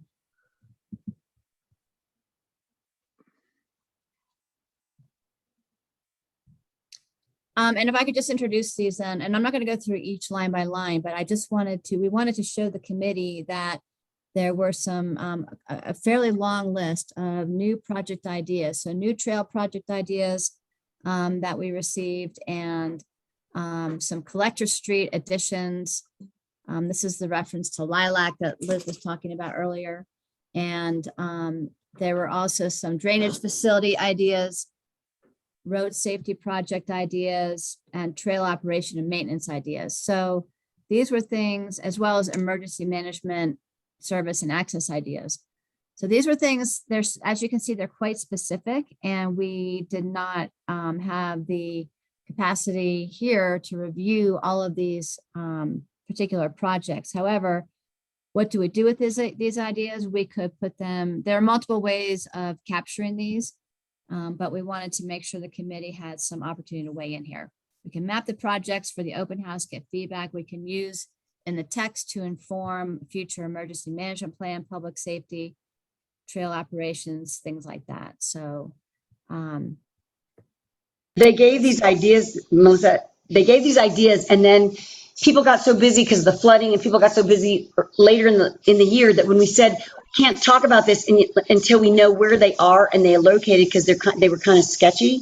And so we wanted maps, but then we don't have a map maker anymore. And so I just want to make sure they're included, because it talks about, I mean, emergency management, that's huge. Public safety, the ones that the comment or we didn't think of, they're big and they're specific. And that's why I know we're not going to go into detail now, but if you look at these, I couldn't even find some of these, but I think that they're important because people of the county went out and drove and found these issues that they want to be addressed. So I think it's important that we have a section in transportation, because this is all about transportation. We just couldn't talk about it because we didn't get enough information. They were dropped in our lap, but there's no fill-in. We didn't get much more information, and I couldn't go find them because I couldn't find even some of the streets. I couldn't even find what they were talking about. So, Liz, would an appropriate place to put this be an addendum that is referenced in the transportation section?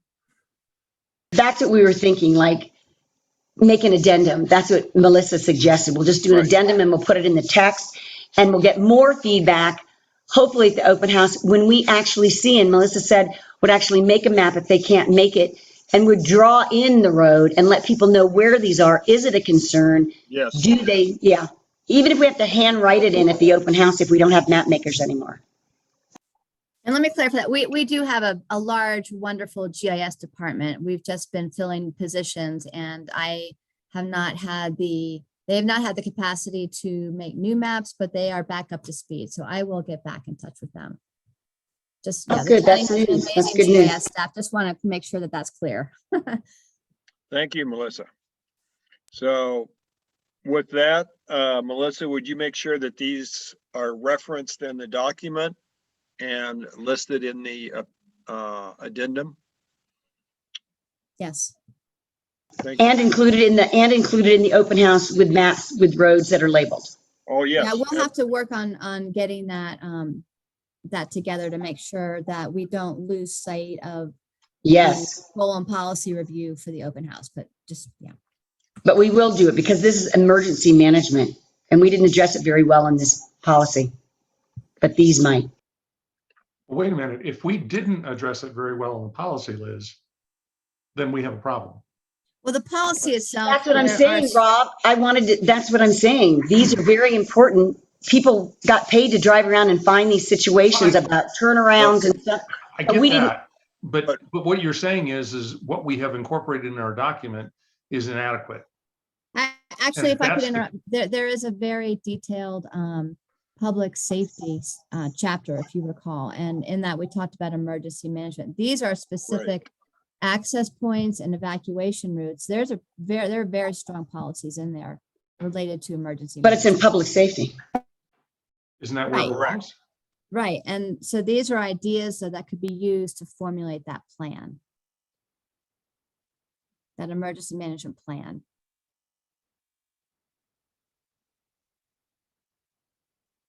That's why I'm stressing that we don't drop these and we include them.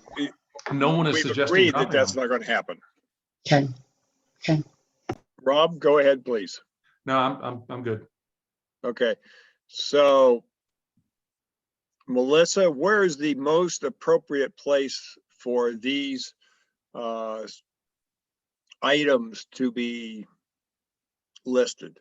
Well, I think as we've talked about in an appendix and then in the text, we could refer to them to point back to the appendix that there's some basically initial ideas to help inform these other efforts that you have identified in your policies. Okay. You have identified the need for emergency management planning in your policies, and these are some very specific ideas here to help get that started. Okay. Do any of the committee members have questions or comments on about listing these in an addendum or appendix? And it doesn't mean that they are the best ideas or the only ideas or that they're even great ideas. But it could be used, further on in that other effort. Right. With good math. With good math. So other committee members that may not have shared or have an idea. These things are going to be very detailed, and I think that that it belongs in a separate place by itself. That each one of them belongs somewhere where you can go to it, and you're working through that particular safety item or that's referenced and so on, rather than trying to read through a whole bunch of them all at once. So it's like I think the appendix idea is appropriate. Oh, yeah. Oh, yeah. I just don't want them to be dropped. Oh, yeah. I think the appendix is great. Or addendum, whatever you want. The appendix or addendum is the right way to do it, just like Dave said. Okay.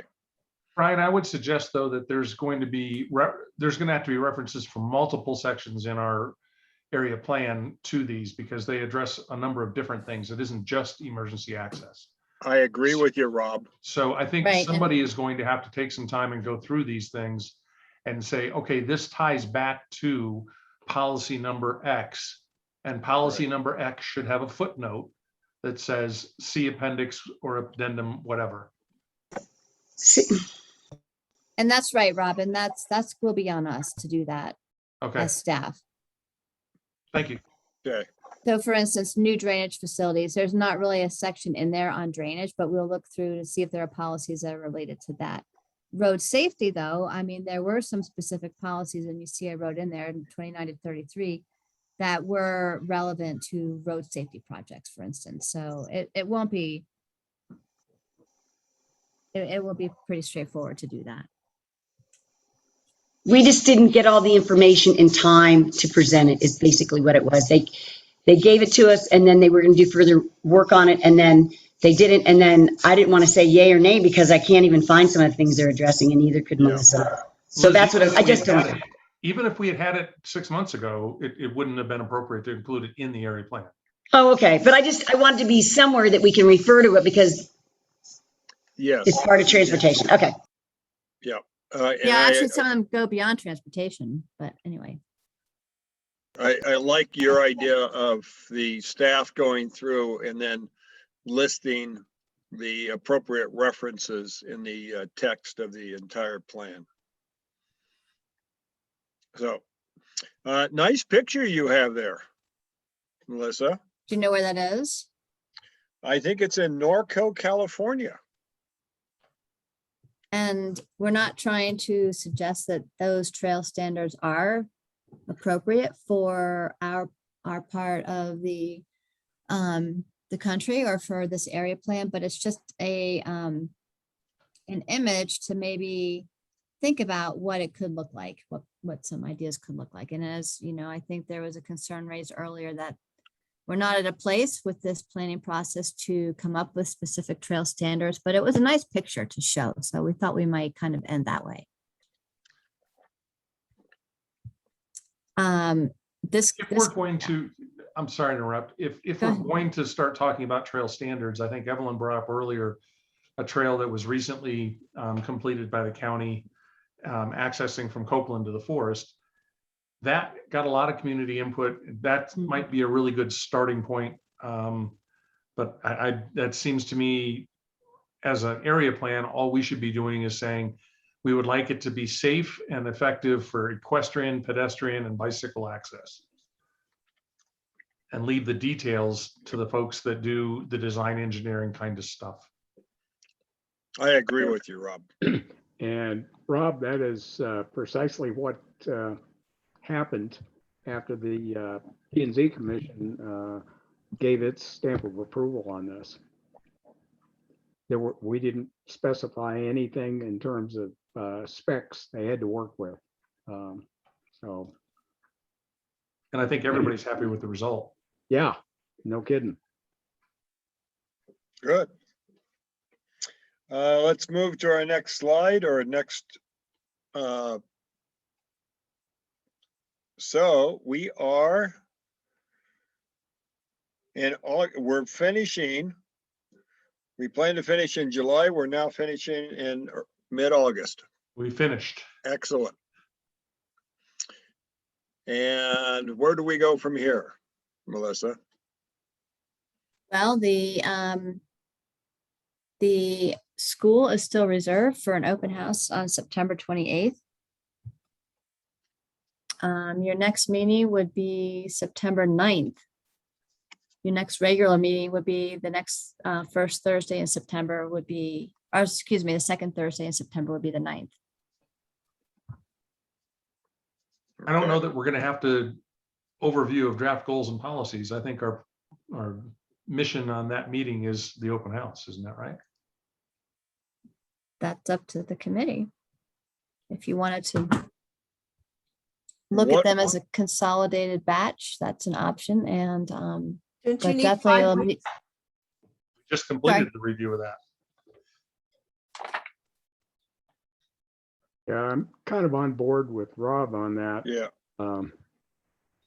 If we do an overview, there's an excellent opportunity to get into an endless loop on this again. It should be minimal, I think, at this point. Organized for open house, yeah.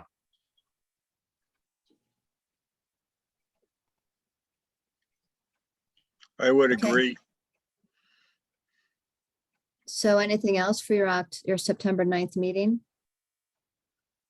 Melissa, you needed like 5 weeks to be able to publicize the open house. So we're definitely sticking with September 28th then. We'll need to get on that right away. Right. So then we kind of have to for sure say that will be it so that you can get that. Mm-hmm.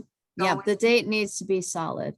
And Yeah. I will tell you, when I reserved with FUSD, they weren't 100% sure what might happen in terms of their policies with, large meetings. So I will definitely get back with them to make sure that this we can hold this there. They, change their policies and things radically change with health concerns, and we'll have to regroup.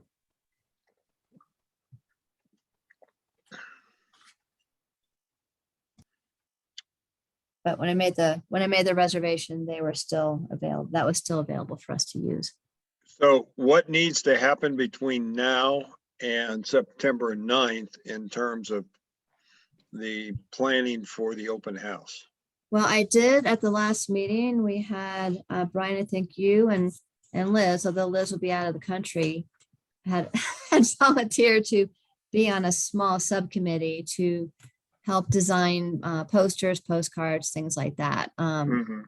And basically make some decisions in terms of the mail out and get the, just to help review press releases, things like that. So that's really what we'll need to ramp up next, is getting all the materials ready to go out and having some eyes on those before they do.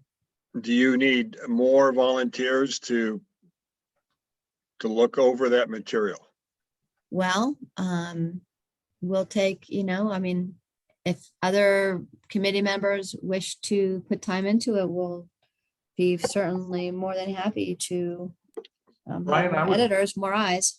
Brian, I would suggest that if the rest of the committee doesn't object, that you and I could kind of speak on their behalf for these kinds of questions, since it's just kind of aesthetics. That's fine. I have no problem with that, Rob. I was going to ask for other volunteers. I guess I just did. I think you did. Go So for it it. worked. Okay. So September 9th, and we're beginning at 5 p.m. that evening. That has been the normal schedule, Brian. Yeah. Right. I'm just repeating it to make sure Mhm. folks are aware. Okay, next, wherever we're going next, public comment. So let me open it up to members of the public. First of all, I want to thank all of the public members for attending tonight. And if you'd like to share something, please unmute yourself and you'll have 3 minutes to share your ideas. Hi, everybody. I'm Sheila Walsh. I live over here in Sunset Crater Estates. I really appreciate the work that you guys have done tonight. I thought in a former area plan for that there was a proposed multimodal trail along the railroad tracks. I still think that's a viable commuter idea that might feel safer for some people. And of course, the railroad goes straight through town, so it would take people wherever they needed to go. I appreciate the adding equestrian to TC 27 and the definition of active transportation being non-motorized. I have no desire as a horseback rider my entire life of being approached by an e-bike on my horse. It doesn't matter how much training my horses have had. I am riding 1,000 pounds of instinct, and something that's coming quiet and fast at us, my horse has to make a decision, and it's usually real fast to exit stage left. And that's not safe. And I don't want to take up any more time. Just great work tonight. Thank you so much. My interest is in having safety out there for all users. Have a good night. Have a great trip, Liz. Thank you, Sheila. And I really like your idea of a trail along the railroad tracks. I think that's something that perhaps we would consider listing as a potential trail. I hadn't thought of it, so thank you, Sheila. Any other community members that would like to share? Yes, this is Russell Wiedman. And, Go ahead, all right, thank you. Yeah, I wanted to just touch on something I brought up at a couple meetings ago. I think it was about a bypass for Highway 89, or having it, typically something like we now have Interstate 40 instead of Route 66. But, just since I brought that up, there was another accident at Silver Saddle and a death from, I don't exactly know how it happened, but it was a motorcycle. And, tonight you were talking about having connector routes or trails or corridors that would cross 89 in different places. And it's, pretty obvious to me, I think. I mean, it would definitely require stoplights there and reduced speed limits, or an actual path that goes underneath 89. As far as safety goes, it's definitely not that safe out there. I mean, it wasn't long ago I saw about 13 joggers, and they looked like high school age kids, and they were jogging on that small paved shoulder along Highway 89. And, that's not safe. 89 is pretty much an interstate highway now. And Rob was right. People are driving 65 or 70 miles an hour on there. And you were talking about the county, and I forget exactly what TC it was, but encouraging, working, different words you had with ADOT. And I do feel that the county should be encouraging, or at least finding out what is going on with a bypass, because that will eventually be needed out here for sure. It happens the same way everywhere. Initially there's stoplights put up and speed limits go down, and then eventually a bypass. So, and I mentioned before, they have been talking about it. I know that. So it would be nice to have that information and see what ADOT is planning for something like that. So if the county could work with them to find out what some of these things, what was going on, it would make that whole area of 89 much safer for all the community out here. So thank you very much. I hope that can get done. Thank you, Mr. Wiedman. Very useful comment. Appreciate it. Any other community members that would like to share?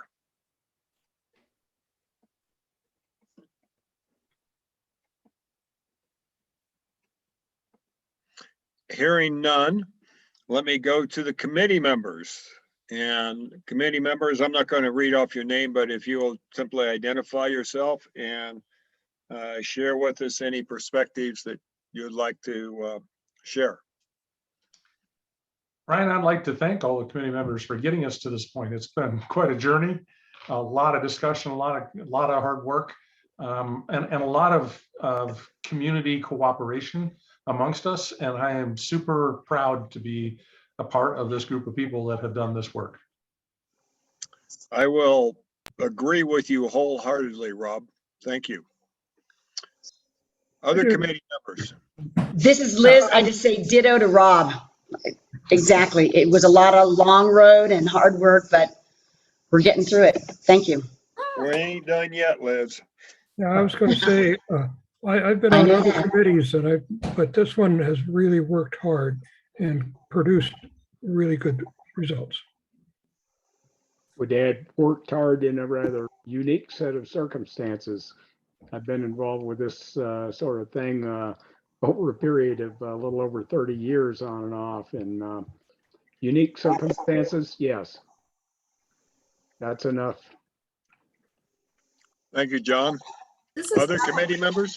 This is Evelyn. I just kind of feel that we need to emphasize to the residents that this plan is a guide to those who actually make the decisions.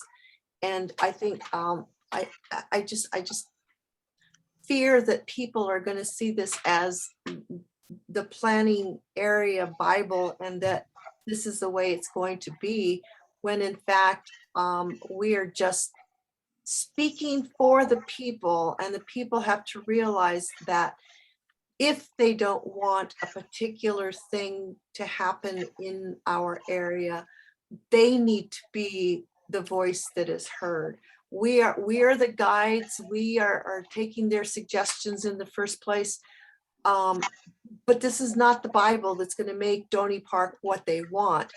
This is just a guide, and that they are the people that are going to have to speak out and make their voices heard in the future to have the area be what it is they want. Thank you, Evelyn. Other committee members? This is Jim Clifford. I just wanted to remark on what I believe her name was Teresa had asked about the housing. And like Melissa said, people talk about the Belmont area plan that was just finished a couple of years ago. That is a planned community. That is a new growing community. Doney Park is an existing community. If you look at how Doney Park is zoned, it's AR, with the exception of the areas that are commercial. Before any kind of development or lot splits are approved, they come to the Planning and Zoning Commission for that approval. And everything that has come across our desks at the Planning and Zoning Commission, and John, if you want to voice in on this, we stick with the AR regulations as to either a 1 acre, 2.5 acre, 5 acre, and we go with the area that is around those areas. So just give you a little bit of peace. We will not have multifamily homes like the townhome development or apartment complexes in the Doney Park area. As long as I'm on the committee as a planning and zoning commissioner. And I feel that John feels the same way that I do on Yep. this. So I just wanted to let her know that. Absolutely. I'll back you up on that one, Jim. And we've, in the time I've been on the commission, we've only had 2 cases that I can recall that came to us for rezonings. And that was rezonings that resulted in smaller lots. 2 of them in 10 years. So there we go. Thank you. Any other comments from committee members?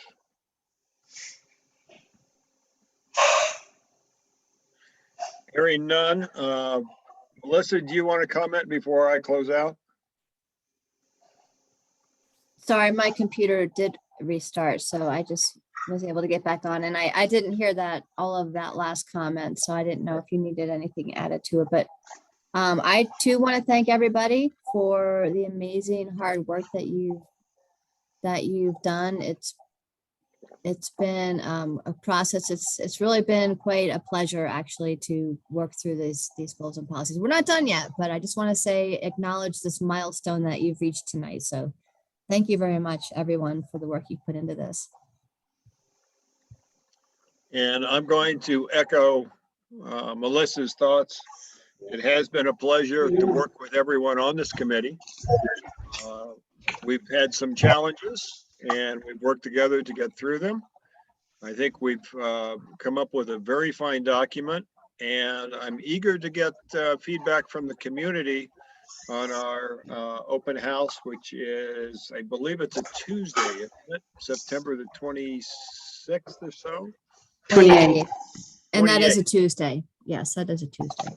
So it's Tuesday, the 28th. And at any rate, my thanks not only to the committee members, but also to all the community members who have hung in there with us.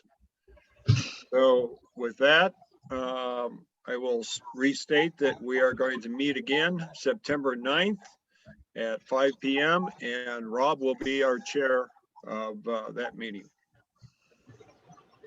So thank you, folks. Have a wonderful evening. Safe Night, everyone. travels, Liz. Yeah, Thank Liz, have a you. great time. Thank you. Good night, everyone. Good Good night. night. Yeah, good Night, night. everyone. Good night. Melissa. Hey, Melissa. Yes, Oh, yes. and thank you everyone for green. I muted myself and I couldn't find the thing because I got out of this Zoom. I don't know. I'm just naked on my computer. I just wanted to let you know that that redressing of the issues that the other team sent us, that hodgepodge, you really did a great job making sense of it. I just wish I could find the roads, but I just thank you for all your hard work into that and really working with me all these months, dear heavens. So, It's been great, Liz. Thank you for all your work. You Yeah. really helped me a lot, so I appreciate it. yeah, you too. But, I just want to make a note that that recent thing you just did, really great. I mean, I still can't find the roads, but we'll get to that when we see the maps. But Well, again, I used multiple sources, so anyway, I Okay. know what you mean.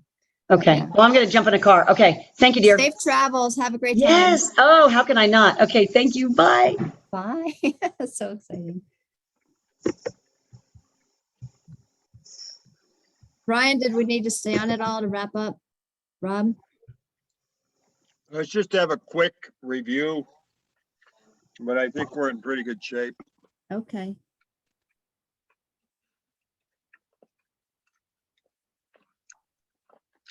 So, Wait for a few folks to, I'm going to stop recording. Hold on a second. mhm.